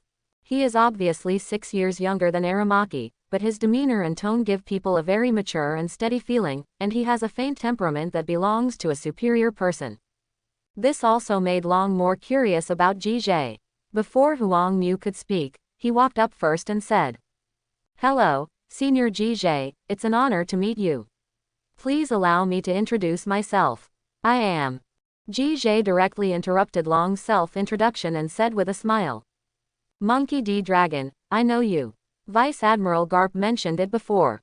He was originally going home to see your son that day, but he didn't expect to meet the Whitebeard pirates." Long nodded and said, "Yes, thank you very much. Without Zephyr Admiral and your support, my father would have been in danger that day. Haha, as Marine, this is our duty, but Vice Admiral Garp said that you seem to be a little resistant to joining Marine. Can you tell me the reason?" Everyone present also looked at Long with curiosity. Normally, the children of Marine generals like Garp would be assigned to enter the Marine as soon as they reach adulthood, and Long was already 24 years old. Long was silent for a moment. He did not choose to answer this question, but asked instead, "Then may I know the reason why Jie-senpai joined Marine?" Jie smiled with his eyes and said, "Me, first joined Marine in the first place to gain strength, but now I think it's for justice." Jie speaks the truth, because the word justice has various interpretations among pirates, and his justice is the only justice. Everyone around him was a Marine. When he heard the word justice, a glimmer of light flashed in his eyes. Akainu clenched his fists. He had already firmly believed in his justice from the moment he joined Marine. Long seemed not satisfied with Jie's answer. He asked, "Senior Jie values power very much, so does your justice mean to suppress everything with absolute power? Just like your attitude towards pirates, you only kill but don't catch them. With all due respect, this seems to be seriously inconsistent with your teacher Zephyr Admiral's concept of justice. It doesn't match." This was said so sharply that Zephyr frowned after hearing it. In his opinion, every Marine's concept of justice is different. As long as it doesn't go too far, as a teacher, he will never interfere. Akainu took a step forward, stared at the dragon with cold eyes, and said in a deep voice, "Monkey D. Dragon, there is absolutely no problem with Jie's justice. Do you think that just because you are the son of Vice Admiral Garp, you can point fingers at him? Let me tell you, I have no special status here. You are a soldier now, and Jie is a rear admiral. Didn't Vice Admiral Garp teach you how to talk to your commander?" Kizaru said nothing. He put one hand in his trouser pocket and pushed the brown sunglasses on his face with the other hand. He also took a step forward and stood side by side with Jige Akainu. The momentum of the three people was mixed together. Aramaki on the side swallowed his saliva and did not dare to say anything. Aokiji was immediately confused. He did not understand how Long could be so brave. But Long, who was at the center of the storm, didn't change his expression and was still looking directly into Jiji's eyes. The atmosphere in the room became more and more solemn, and the temperature gradually rose. Zephyr originally thought that the dragon was showing off as a connected person, and thought about scolding him, but when he saw this scene, he felt bad. Akainu and Kizaru were trying to beat the dragon. He cursed secretly in his mind. Garp, why haven't you come here yet? Look at your good son. In fact, Jige was the one with the most normal mood. He glanced around and said with a smile. Sakazuki, Porosalino, why are you two looking so fierce? This junior is just discussing justice with me. Even if the concepts are slightly different, it is normal. Akainu snorted coldly. He stared at the dragon and slowly stepped back. Kizaru said something negative. Oh, it seems that this junior has his own unique views on justice. He is indeed the son of Vice Admiral Garp. Long seemed to have lost his guard and said word by word. Can you please stop mentioning my father? I said it was my choice to join the army. Kizaru raised his hand in his trouser pocket, plucked his ears, and retreated to Akainu as if he hadn't heard. Seeing the two people quiet down behind, Jige continued.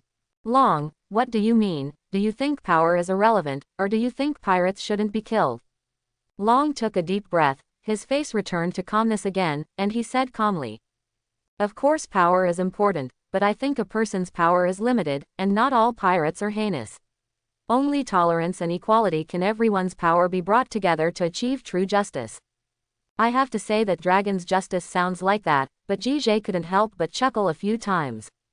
In his opinion, this concept is still possible to be realized on Blue Star. After all, a person's power is indeed limited. But in this world with supernatural power, a person's power really has unlimited possibilities. If the so-called justice is not achieved, it can only be said that the power is not enough.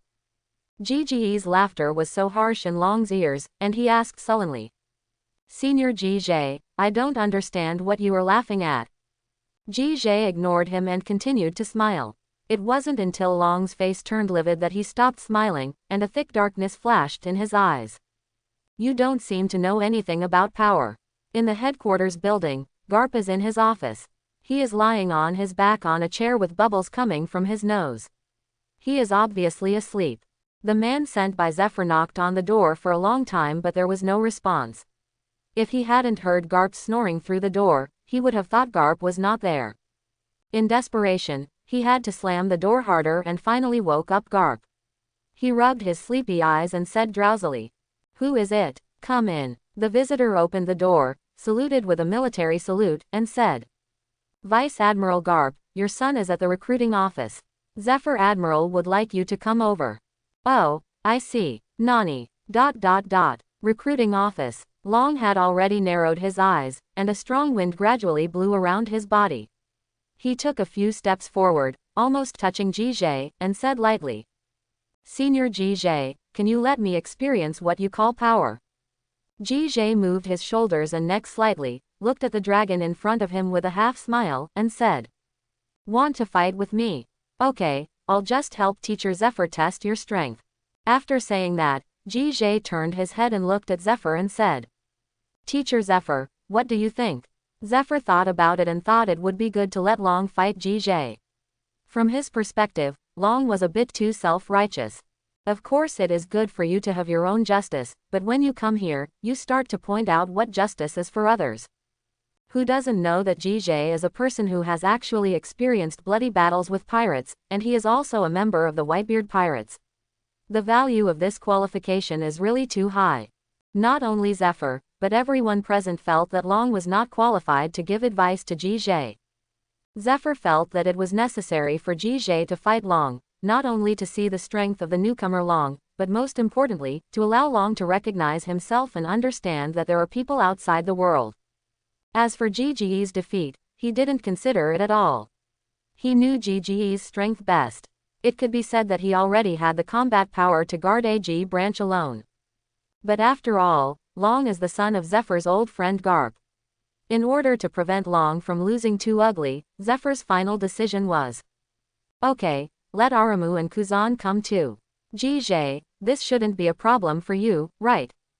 Jie smiled slightly and said, of course, no problem. I'm happy to have a friendly discussion with the 3 juniors, but should we start here? The juniors are all Logia. Zephyr waved his hand indifferently and said, just stay here. I'm not worried about the 3 of them, but you should be careful, especially your Shinra Tenzheng move. The recruitment office originally had this huge open space for testing of new recruits who came to join the army, but Jie and the others were, specially recruited, and skipped this step. And this is not the marine school that Zephyr is responsible for. Even if the damage is serious, it is Sengoku's concern. Sora is gradually delegating power to Sengoku, and it is no secret among marine senior leaders that Sengoku is about to become the next marshal. After Zephyr agreed, Huang Mu rolled his eyes at Long and muttered in his heart. Where did you come from? How could I take action against Lord Jie? No, I absolutely can't get involved in this. Thinking of this, he raised his hand and was about to refuse, but Aokiji had already rushed up and pulled him and said, come on, I didn't expect to have the opportunity to fight against Senior Jie. It's really great. Quote. Long said no more, and his body instantly turned into a gust of wind, flying to the center of the open space at a very fast speed. Ji's figure gradually twisted, disappearing into the dark vortex emerging behind him, and he reached his position 1 step ahead of the dragon, Superior. Aramaki was directly pulled over by Aokiji, with a reluctant expression on his face. The battle has not yet started, but the Rear Admiral leaders have already heard the news and rushed over. They have also heard about the arrival of 3 new Logia members today. Of course, the main reason that attracted them was Jie. Jie has been so popular recently, the 17-year-old real power Rear Admiral. Even if he is an extremely rare Logia user, he shouldn't be so outrageous, right? Many people are actually very prejudiced about this, and feel that the newspaper exaggerated the performance of Jie and others just to promote Marine. After all, except for Zephyr and Garp, and he, who had briefly fought against Jie, no one else among the generals had ever witnessed Ji's strength. Their impression of Jie still remains as the strongest student. The impact of this battle became more and more serious. After a while, even the triathlon Kakuzu, Garp, he and Sengoku, came to the scene. Zephyr was a little confused after seeing the 3 of them, and stepped forward and asked, why are you 3 here? Garp glanced at the dragon on the field and was about to speak when Zephyr interrupted directly. You don't need to say anything, I know you are here to see your son. Quote. Sengoku and he looked at each other, and Sengoku said, I also want to see the strength of Rear Admiral, the youngest member of our Marine Corps. Besides, there are 3 super newcomers. Naturally, we need to pay attention to their battles. Crane nodded, indicating that she meant the same thing. Zephyr helplessly held his forehead and said, with so many people here, the venue is a bit crowded, and there are no seats prepared for you. After hearing this, Sengoku smiled and pointed at the Marine generals who were watching, and said, it's okay, let's all stand and take a look. There's no need to be so formal. Just as he was talking, another group of people came over not far away. Zephyr took a closer look and saw that they were actually students led by Ginny and others. As soon as Ginny saw Zephyr, she ran over and said with a smile, Teacher Zephyr, everyone wants to come and watch Brother Jie fight. This shouldn't be considered skipping class, right? Zephyr was already ready. He waved his hand casually and said, if you want to see it, go and see it. It won't happen again. With Zephyr's agreement, the students cheered and crowded into the group of generals. The generals were also relatively tolerant of this group of young people, and no one cared about it. Especially for the female students, they gave some space and allowed these girls to squeeze into the front row. Ginny looked at Jie on the field and shouted loudly, Brother Jie, come on. The other girls were a little timid at first, but after seeing Ginny's performance, they simply let go. After all, even the aloof Lucia was shouting for her cousin to come on, and they all shouted. Seeing this, the male students were naturally unwilling to be outdone. Flying Squirrel Huo Shaoshan and others took the lead in shouting. Come on, boss, let these 3 recruits see the strength of our marine school. Who would have thought that today, a small recruiting office would gather more than 80% of Naval Headquarters' top combat capabilities. In addition to the students who came to cheer GJ, the group of people standing around, whoever threw a brick casually and hit at least the level of Colonel Marine. GJ himself didn't expect that the trouble would reach this point, and thought to himself, I originally wanted to take advantage of the chaos to do something to the dragon, but this situation is a bit difficult to do. With this thought in his mind, he still kept a smile on his face and waved to Lucia and others. Aokiji looked at GJ with eyes full of yearning and said, GJ Sr. is so popular, everyone likes him very much. Aramaki still felt resentful towards the guy who pulled him into the game. Under the current situation, he couldn't even get out of the game. He squinted at Aokiji and said angrily, You ignorant country bumpkin, did you know that if Ji Geshung gets angry, we won't get anything good to eat? He originally wanted to say that if GGE's identity was revealed, he would immediately be admired by thousands of people. Compared with that, what is this small scene? It was just that when he was halfway through the sentence, he remembered that he had to avoid using GGE's title here, so he suppressed a sentence that sounded a bit awkward. Long stood in front of the 2 of them. He looked back and said lightly, You stay away from me when the battle starts, I'm afraid I'll accidentally hurt you. Ha! Aramaki raised his eyebrows, clenched his fists, made a clicking sound, and said, You guys really make me unhappy. Aokiji raised his hand and scratched his head, wondering why the fight was about to break out before they started fighting. Fortunately, Zephyr shouted at this moment, Okay, you can start. GJ, I emphasize again, hold back. As soon as he finished speaking, call, a gust of wind instantly surged around the dragon. Aokiji and Aramaki, who were closest to him, were caught off guard and staggered. When they reacted, Aramaki was about to curse, but the dragon had already melted into the strong wind and rushed towards GJ. And go. However, this approach of getting close to GJ is obviously very wrong, especially for a user with dragon's ability. Facing the howling wind, GJ just stretched out his hand to grab it, and a dark vortex appeared in his palm. Universal pull. Nani! The dragon's exclamation came from the wind, and wisps of green air were seen gathering into a human shape from the wind, and then being pulled out by gravity.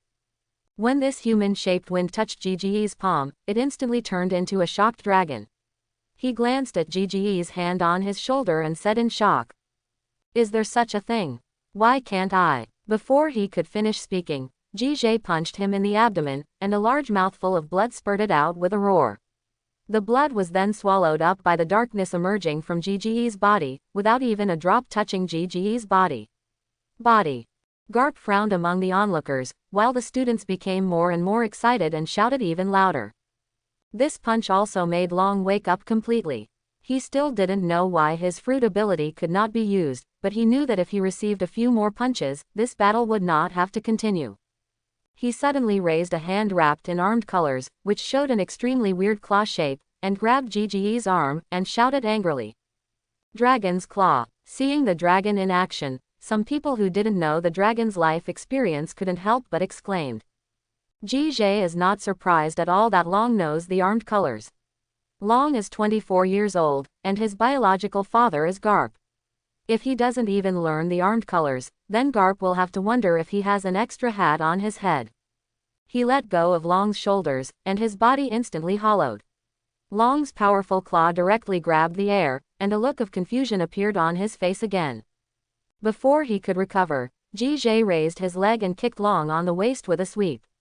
After another blow, Long flew back like a kite with its string broken, and fell heavily on the ground between Aokiji and Aramaki, middle. Huang Mu looked at the embarrassed dragon and immediately became happy, mockingly saying, Oh, no wonder they told us to stay away from each other in the first place. I almost hit you just now. You are such a good person. Long was struggling to get up. When he heard this, his arms shook in anger and he sat down on the ground again. In the end, Aokiji couldn't stand it anymore and kindly reached out to give Long a hand. Long Tai thanked Aokiji with a livid face. No matter how calm he was, his face was a little uneasy. He walked in front of the two of them and said without looking back. It seems that I have underestimated his strength. I can't defeat him alone. Let's go together. Huang Mu laughed and said in a neutral tone. I think you overestimated your own strength, and you still want to defeat Senior Jie. Should I call you brave or stupid? Aokiji is the good old guy among the three. He stepped forward and said to Aramaki. Okay, it's a rare opportunity to play against Senior Jie. We should go all out. If we perform too poorly, how can we have the nerve to have more contact with him after enrolling? Aramu's body trembled after hearing this. These words really touched him. Yes, isn't the purpose of coming here just to get close to Lord Jie? If he didn't show his value, would Lord Jie look at him again? Thinking of this, Aramaki's expression finally turned serious. He patted Aokiji on the shoulder and said in a deep voice. I didn't expect that you, an idiot, could say such nutritious words. Yes, I admire you very much. After saying that, under Aokiji's doubtful eyes, he turned and walked towards the other side, saying as he walked. Aren't you also Logia? Show some decent strength and don't hold me back later. Compared with before, Aramaki's attitude turned completely 180 degrees, and the dragon was directly messed up in the wind. However, it is always a good thing for the remaining two people that Aramaki has the will to fight. The three of them glanced at each other, then opened up their posture and stood in front of Jie in a triangle formation. The next second, the three dragons released their abilities almost at the same time. Waves of cyan hurricanes appeared around the dragon, causing sand and rocks to fly in the area. A large piece of solid ice spread out under Aokiji's feet, and the surrounding temperature dropped sharply. Only Aramaki's painting style is more unique. A layer of green vegetation sprouts from the ground near him, creating a lush green scene. The three natural scenes all spread towards Jiji's position. Jie watched with interest and whispered. Interesting. Boom. Wave-like darkness spread out with Jiji's body as the core, and the entire venue instantly appeared in four colors, black, green, blue, and blue. However, everyone noticed that black was eroding the other three colors at a speed visible to the naked eye. On the field, darkness is constantly eroding the other three elements.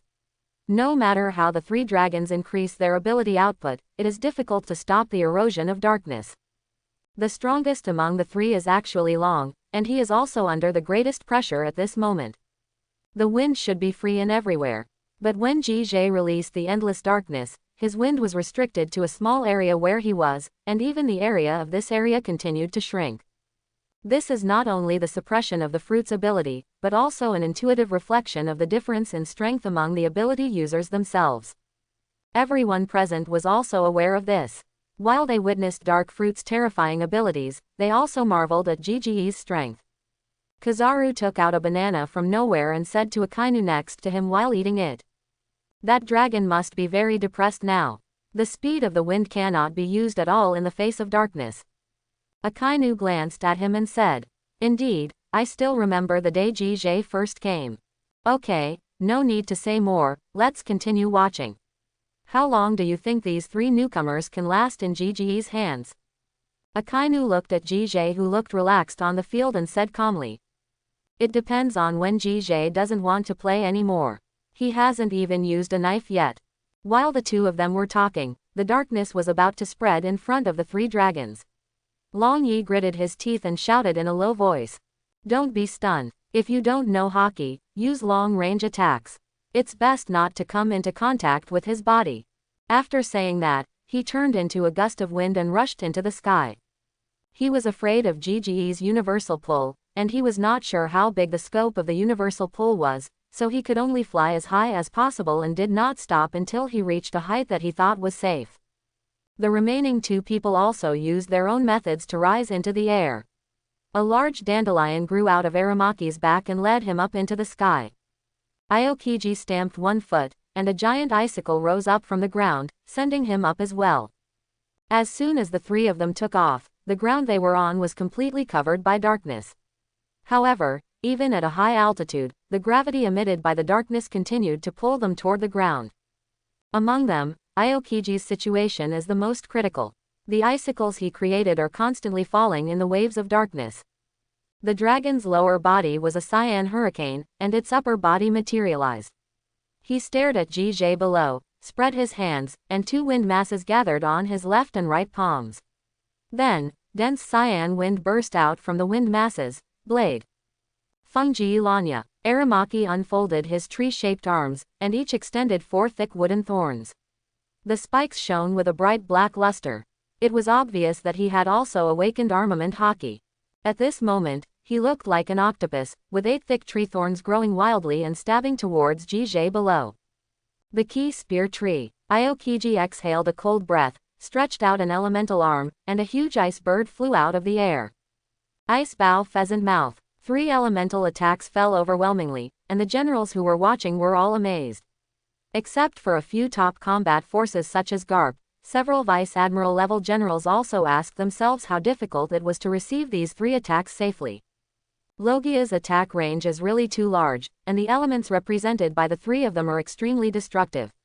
Just looking at it makes people's scalp numb. They were all worried about Gj, but Zephyr and the other students seemed much calmer. They had full confidence in Gji's strength. From beginning to end, Gj kept an indifferent expression, not even raising his head. When the 3 attacks from the sky were about to fall, Gji's body suddenly burst into dazzling white light. Seeing this scene, the faces of Zephyr and others finally changed. Zephyr turned his head sharply and faced Garp's solemn face. Look. Without saying anything, the 2 of them ducked to the front. Under the puzzled eyes of the onlookers, the 2 of them raised their arms at the same time to resist.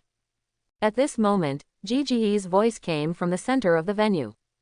White Cave Shinra Tenzhang. Buzz. A terrifying repulsive force erupted from Gj, forming a semicircular force field. The attacks of the 3 dragons were instantly crushed to pieces by the repulsive force. People were also bombarded by the repulsive force and vomited blood. They lost their balance in the air and fell from the sky one after another.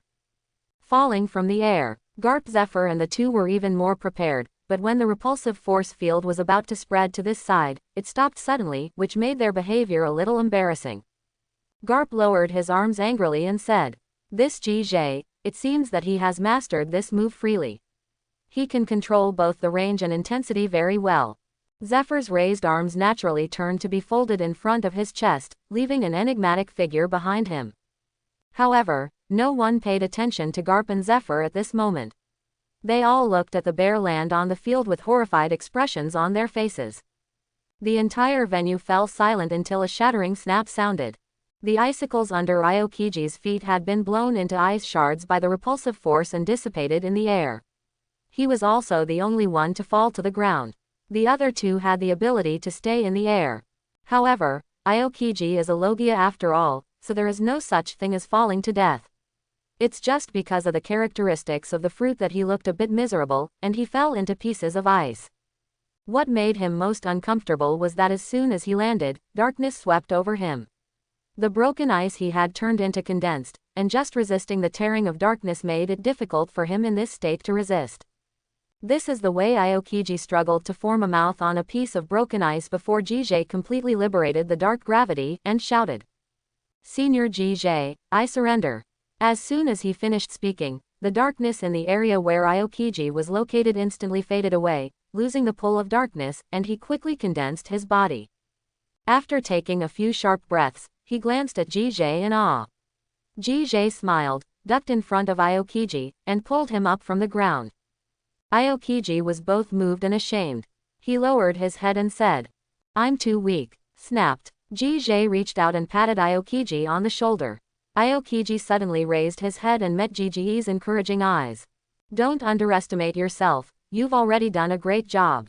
Senior Gj." At this moment, in Aokiji's eyes, Gj is as bright as the sun.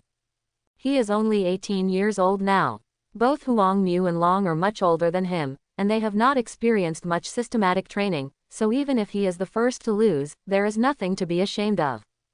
For Gj, Aokiji is definitely an important force worth recruiting. After all, he is a real admiral seedling. In the original work, Aokiji was deeply influenced by Garp, but now, Gj is ready to intercept this newbie Aokiji and let him lean towards his side. Anyway, words of encouragement are free. Gj simply said a few more words, which moved Aokiji a lot, and finally retreated to the sidelines obediently. In the sky, Aramaki, who is the ability user of the Mori Mori fruit, recovered very quickly under the sun. Of course, this is also because Jige did not burst out with all his strength, which gave him a chance to recover. He looked at Aokiji, who had already left the field, and thought, Saint Jige actually appreciates this ice stick idiot so much, I have to work harder. Aramaki turned his head and glanced at the dragon not far away. Long's condition was not very good at this time. He looked like a messy mess. It was obvious that he had not recovered from the impact of the Shinra Tensei just now, otherwise he would not have condensed his body until now. Huang Mu showed a sneer on his face. He didn't like Long in the first place. What bullshit tolerance and equality, people are originally divided into different levels. Some people are born to be kings above all others. This is a fact that can never be changed. After Long finally stabilized his body, Huang Mu directly mocked. Hey, are you still okay? I think you might as well admit defeat now.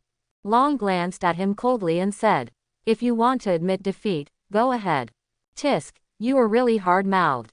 Forget it, I'll show you my strength.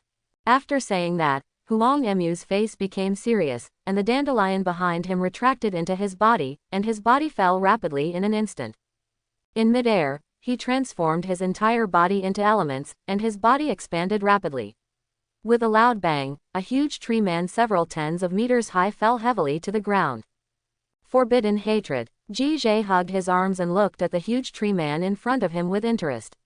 Suddenly, a tornado came and swept Jige in. The dragon in the sky smiled slightly and said to himself, distraction in battle is a taboo. You were right. Nani. The dragon's pupils shrank, and a dark vortex appeared out of thin air behind him. Jige's figure appeared from it, and then punched the dragon in the back. Whoosh! The dragon's body slid from the air like a meteor, and directly smashed a human-shaped deep pit on the ground. Jige followed and fell next to the deep pit. Suddenly, the place where he was standing was covered by a shadow, and a huge fist smashed towards him. Senior Jige, watch out! Aramaki didn't dare to sneak attack Jige, and even reminded him before making the move. However, Jige didn't mean to dodge, and instantly activated Kamui. Aramaki's fist directly hit the deep pit where Long was, making a deafening roar. However, Aramaki knew that such an attack would have no effect on Jige, but he still swung his fist as big as a house and smashed it hard on the ground, causing dust to fly and the pit to get bigger and bigger. After a long while, a breeze flew out of the pit, and Long, who was in tattered clothes, appeared, holding his lower back. He glared at Aramaki and scolded. Have you hit enough? Aramaki stopped his hand and said in surprise. What? You are quite resistant to beating, I thought you fainted in it. Long was so angry at these words that he almost lost his breath. Being able to transform into elements, he would naturally not be injured by Aramaki's slam just now, but the strong vibration caused his body to be shaken into air currents again and again. Life and death cannot come together. Huang Mu curled his lips and had no intention of paying attention to Long. Long suppressed the anger in his heart and released a gust of wind to blow away the surrounding sand and dust. Only then did he realize that Jige's figure had already disappeared. Long gritted his teeth and said, Dark Fruit's ability makes him use it too evilly. How can I attack his entity? Just as he was talking, Jige's voice came from behind him again. If you want to hit me, you can. I'll give you the chance later. Long was really going to be shadowed by the elusive Jige today. When he heard Jige's voice, he turned into a strong wind and fled away into the distance without saying a word. Jige had no intention of chasing him. He shrugged and said, Why are you so nervous? I have to leave you to deal with it last. After saying that, he looked up at Huang Mu and said with a smile, I will give you the same opportunity again. Thank you, Senior Jige. Jige was really confused by Huang Mu. Huang Mu's current performance reminded him of one person, and that was his number one henchman Spangdine. Aramaki touched his chest with two huge fists, and the dark-armed color spread to his two fists. This time also almost exhausted Aramaki's armament hockey. After all, his fist was too big. He raised his fists and slammed them at Jige, roaring. Sky Burial Tree Star. Jige narrowed his eyes, a serious look appeared on his face, and also released his armed color. However, After his armed color was released, it flowed on his right arm. Among the onlookers, those who were not familiar with it thought that the flowing black on GGE's hands was Dark Fruit's ability. But those veteran generals were shocked when they saw the armed colors in GGE's hands. Garp, who had the deepest knowledge in armed colors, marveled in his heart. Flowing hockey. It's unbelievable. He has cultivated his armor to such an extent. How old is he? Under everyone's gaze, Ji, who looked extremely minuscule in front of Aramu, punched out his right fist and met Aramu's giant fists. However, before Aramaki's fist touched Ji, the hockey on GGE's fist instantly condensed to a point and exploded out, all bombarding Aramaki's fists. Click. Fine cracks appeared on Aramaki's giant wooden fist, and then shattered suddenly. The scattered residual power of hockey directly knocked Aramaki back to his original form from the tree man state, and he lay on his back with a plop. His arms had lost feeling, and even with photosynthesis it was difficult to recover in a short time. Finally, it was Ji who pulled him up. After standing up, he drooped his arms and praised. "Senior Ji, you are so strong, my arms are almost useless." The corner of GGE's mouth twitched, and then he said a few words of encouragement as before, directly telling Aramu that he was elated. After comforting Huang Mu, Ji raised his eyes to look at the heavy-faced dragon not far away, and disappeared in a flash. Long's nerves suddenly became tense. When Ji appeared in front of him, he immediately used the dragon hook claw to catch GGE's right fist. The force of GGE's punch seemed to be much lighter than Long expected. He looked happy, thinking that GGE's physical strength had dropped. However, Wudao-style Yuji, the red conquerors flowed on GGE's fist, and Long also burst out his own conquerors subconsciously. The two conquerors collided together, sparking several red and black lightning bolts. Fortunately, the people around him were not mediocre people, so except for a few students who felt dizzy for no apparent reason, no one fainted to the ground. Condition. But this once again shocked the generals who recognized conquerors. After all, conquerors is different from the weapon color and the knowledge color. This is an absolute talent. If you don't have it, you don't have it. No matter how hard you practice, it will be useless. And it's one thing to have it, but it's another thing to be aware of it. A person who awakens conquerors is destined not to become a mediocre person. If placed on the sea, he will definitely be a strong man who suppresses one party. Marines who have awakened conquerors are extremely rare, so in the eyes of this group of marine generals, Marines who have awakened conquerors are even rarer than those with Logia abilities. On the field, Long's face was already dripping with sweat, while GGE's face was calm. He said calmly, "Is that all you have in terms of courage?" Hearing this, Long roared like crazy, trying to boost his momentum in this way. He can accept losing to GJ in terms of strength, but he cannot accept losing to GJ in terms of courage, because this means that his firm belief has been completely defeated by GJ. But his conquerors obviously has not been practiced systematically, it is only to the extent that it can be released. Just roaring cannot increase the strength of conquerors. GJ, on the other hand, has been seriously trained under Galen, the top authority of conquerors hockey. Having mastered Yuji, his control over the spirit is far beyond that of a dragon. GJ admired Long's helpless and furious look for a while, then his eyes focused, and the conquerors on his right fist instantly gathered together, turning into a knife-shaped shock wave that penetrated Long's body. Long was shocked and his eyes gradually turned white. Under everyone's gaze, he knelt down in front of GJ and murmured with his remaining consciousness. Why? GJ did not reach out to help Aokiji and Aramaki like he did before, but turned around and left, leaving only one sentence. "My courage is above yours." This sentence was the last straw that broke Long's back. He completely lost consciousness and his head hung heavily. Aha! A figure passed by GJ and rushed to Long's side, helping him up. The only one who could come to care about Long at this moment was his biological father, Garp. Garp shook Long's body hard, but Long showed no sign of waking up. In desperation, Garp raised his hand and used a big ear scraper. With a loud pop, Long woke up from his coma. After waking up, he ignored the burning feeling on the side of his face and murmured as if he was in a daze. "I was defeated, completely defeated." Looking at the lost dragon, Garp sighed silently. With his character, he certainly wouldn't think of going to Jige to settle a score. He watched this battle from beginning to end. Jige completely defeated Long head-on, and even gave up Hollow on his own initiative, giving Long something to fight with. His chance to fight has been exhausted.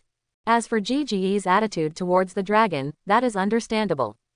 Zephyr has just told him that it was the dragon who verbally offended Jige first, and the battle was initiated by the dragon. Overall, he asked for it. Even without these, Jige would not have a good impression of dragons. His identity meant that he and Long were on opposite sides from the beginning. If not for the crowd, Long's defeat would not have been as simple as fainting. Jige walked into the crowd of onlookers with a relaxed look on his face and joined the classmates who came to cheer him on. Ginny jumped directly into Jige's arms and excitedly described to Jige how handsome he had just been. Lucia stood quietly aside, watching Jige's side face tenderly. Akainu gave a thumbs up, Kizaru said with a unique smile on his face. It has to be you, Jige, well done. Shang raised his hand, looked at Jige and said, Brother, let me help you relax. Jige waved his hand and said with a smile. No need, it's just to test the newcomer's strength. It doesn't take much effort. This calm look put the surrounding generals to shame, especially those who had previously questioned Jige's strength. Some generals at the vice admiral level asked themselves, it was a question whether they could win against the three dragons, let alone win as easily as Jige. After witnessing Jige's battle, no one will think that Jige's military exploits are just bragging. He definitely deserves the rank of rear admiral. Even based on his strength alone, it would not be too much to give him a vice admiral. Zephyr is also very satisfied with Jige's performance.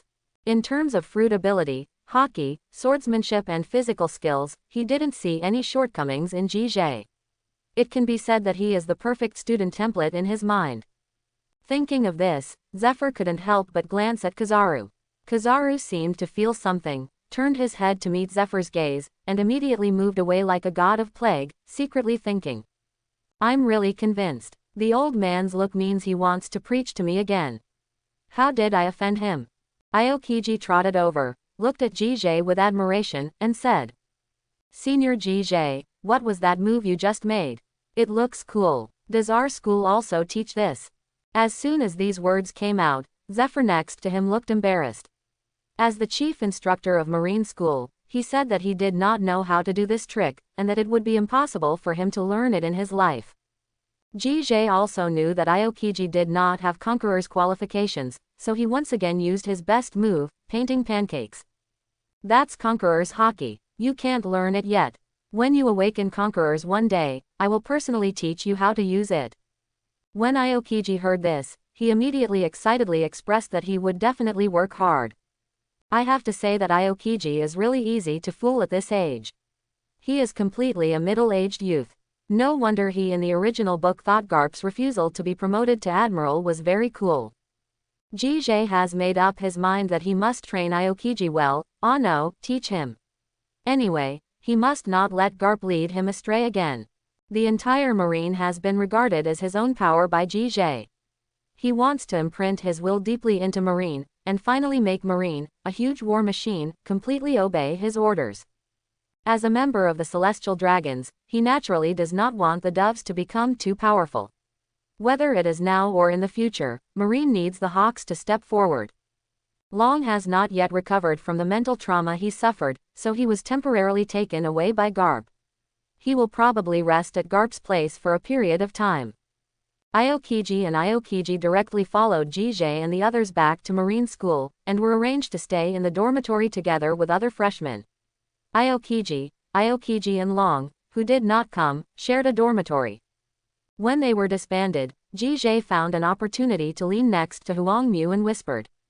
Wait for me at the school's training ground in the evening.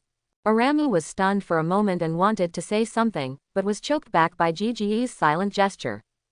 Jige looked deeply at Huangmu and left quickly. In the evening, the lights in the dormitory were turned off.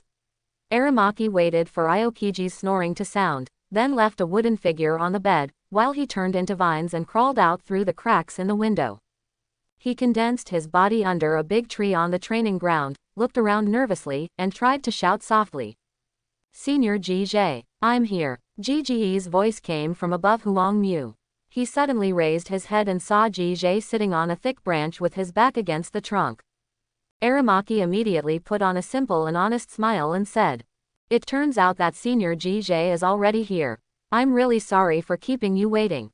It's just that popsicle fool who went to bed too late." "Okay, stop talking nonsense." Jie waved his hand to interrupt, and stood in front of Huang Mu in a flash. Facing Ji's eyes that were like two black holes, his face was expressionless, completely different from the image of Sunshine Senior during the day. Aramaki swallowed, forced a smile and asked, "I wonder what Senior Jie wants to do by asking me to come here." A smile did suddenly appear on Ji's face, but the smile did not relieve Huang Mu's nervousness. Instead, it made him feel a chill and his body shivered. "Tell me, who asked you to come to marine school?" Hearing this, a look of panic flashed across Aramu's face, but he quickly hid it. He said with a blank expression, "I came here on my own. Well, it can also be said that I joined the army under the influence of Senior Ji's deeds. That person named Kuzan is in a similar situation to me." After hearing this, the smile on Ji's face became brighter and she said softly, "Really, so that's it." Aramaki nodded vigorously, looking honest and sincere. However, the next second, there was a snap, and Jie suddenly took action, grabbed Huang Mu's neck, and lifted him up. Ji's speed was so fast that Aramaki couldn't react at such a close distance. He stared, slapped Ji's wrist with both hands, and made a ho ho ho sound in his mouth. "If you keep pretending to me, you will die." Ji's hand turned into pitch black, and the black energy on it seemed to be burning, surging violently. In this case, even if Aramu wanted to escape through elemental transformation, he could not do it. He could no longer use the fruit's ability. Huang Mu's face turned purple from holding back, and he slowly shook his head. Seeing that Huang Mu was still dishonest, Ji's eyes narrowed slightly, and a dark vortex appeared on the hand holding Huang Mu's neck. Strong gravity emanated from the dark vortex, and Aramaki's neck gradually began to twist.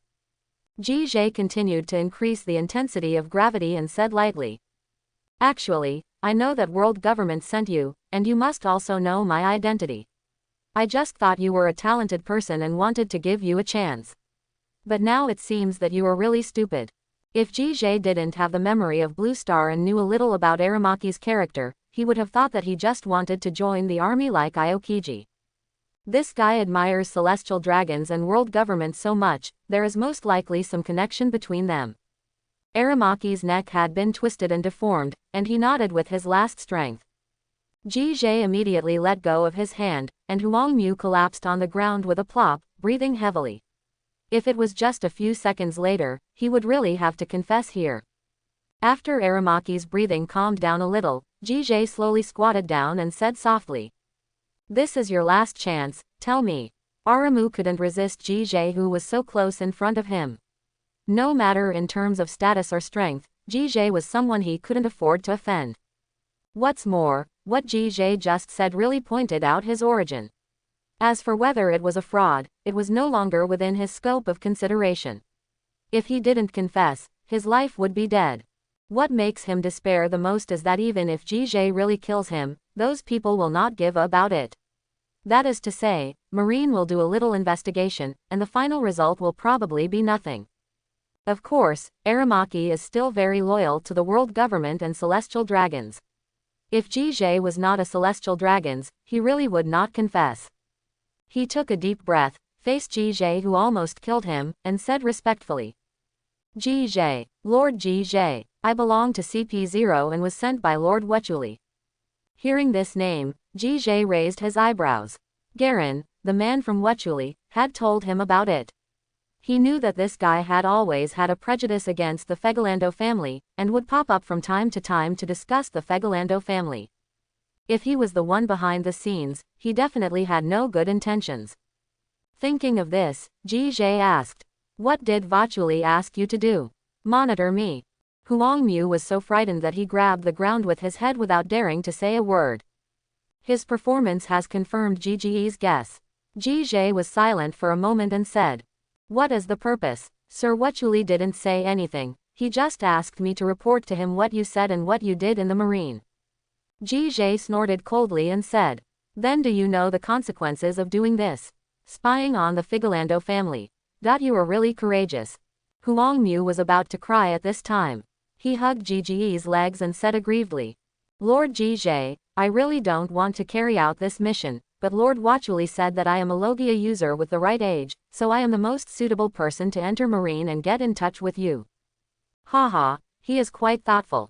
Ji shook off Huangmu and said calmly, get up. Aramaki stood up from the ground tremblingly, his face covered with runny nose and tears, and he looked quite pitiful. However, Ji's next words made him almost collapse to the ground. You committed a capital crime when you chose to take on this mission. Do you want me to do it, or do you do it yourself? Lord Ji, please forgive me. First can leave marine immediately. Huangmu knelt on the ground with a plop again, and kowtowed heavily to Ji.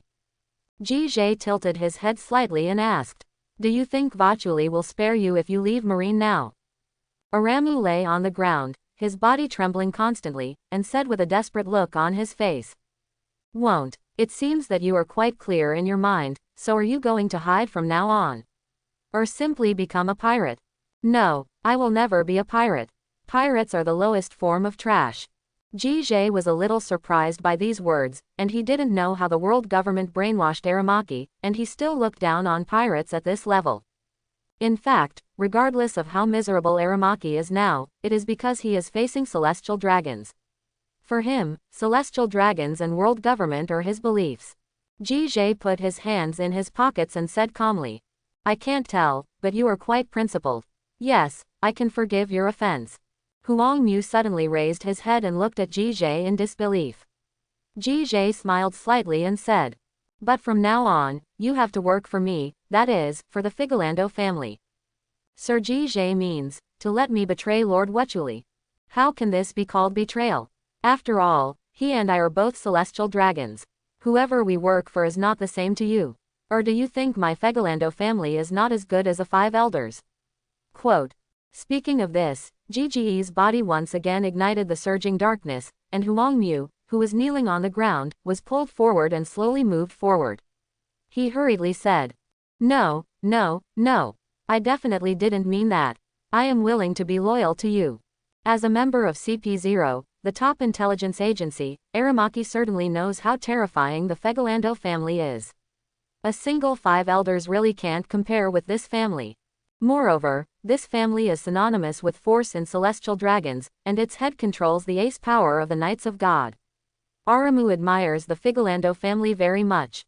If he had to choose a backer, the Figolando family would definitely be the perfect choice. But Wachuli is also an existence that Aramu cannot afford to mess with. He said with a worried look on his face. But Lord Ji, Lord Wachuli, this is nothing for you to worry about.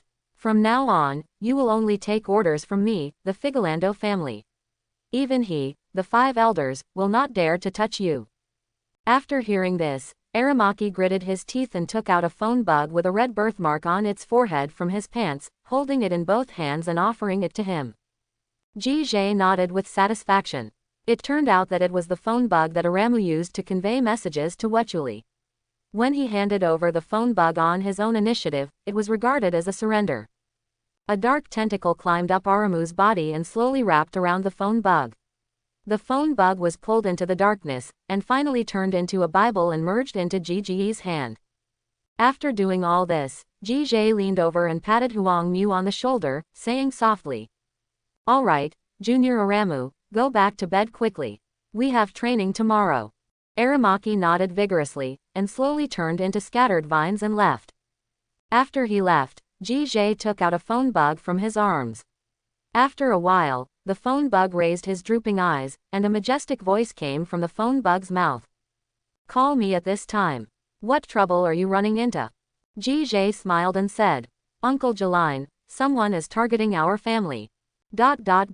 Mariajoy. A group of golden armored guards appeared in front of the Topman family's residence. The expressions of the 2 men in suits standing guard at the gate of the residence changed when they saw this. One of them hurriedly stepped forward and asked, excuse me. As soon as he opened his mouth, Carlos, the leader, kicked him away and used his body to open the door. The remaining man in a suit stood there in shock, turning his neck stiffly to look at his companion who had already rolled his eyes. Without even looking at it, Carlos waved his hand and the golden-armored guards behind him divided into two teams and dispersed. Saint Garen in black robes slowly walked forward from behind. Behind Galen, there was also a short man wearing a crown and carrying a long flintlock gun.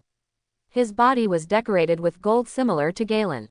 He wiped the gun in his hand, turned to Galen with a smile, and said, "Captain, your bodyguard really behaves like the Fegalando family. The members of the Mamair family don't dare to do this." Galen glanced at him and said calmly, "Stop talking nonsense. I'm here to talk to Wachuli about something. Why do you have to come with me?" "Of course I want to use your prestige, leader, to add some trouble to Wachuli. Who makes this old guy always like to go against our Knights of God?" Galen ignored him and walked towards the Topman family. Someone had already informed Wachuli of what happened at the door. Before Garen left for a while, Wachuli came up to him with a group of men in suits. Wachuli looked at the leader, Garen, with an ugly expression, and said in a deep voice, "Saint Galen, what do you mean? You brought so many men to my Topman family and even injured my people." Garen's eyes were full of contempt. He took a step forward and released a burst of red conquerors, instantly knocking down most of the men in suits around Wachuli. The remaining ones should be at the elite level. Although they are not stunned by conquerors, they are still physically swaying and holding on under the pressure of Garen's conquerors. Seeing this, Wachuli's expression changed dramatically, and his body suddenly expanded. 4 ferocious fangs extended from his mouth, and he entered the state of a human animal. He stared at Galen with both eyes and said angrily, "Saint Jaline, you are too presumptuous. Do you really think no one in the Holy Land can treat you?" Click. The sound of bullets being loaded sounded, and the man with the crown next to Garen had already raised his gun and pointed it at Wachuli, and the amusement on his face had disappeared.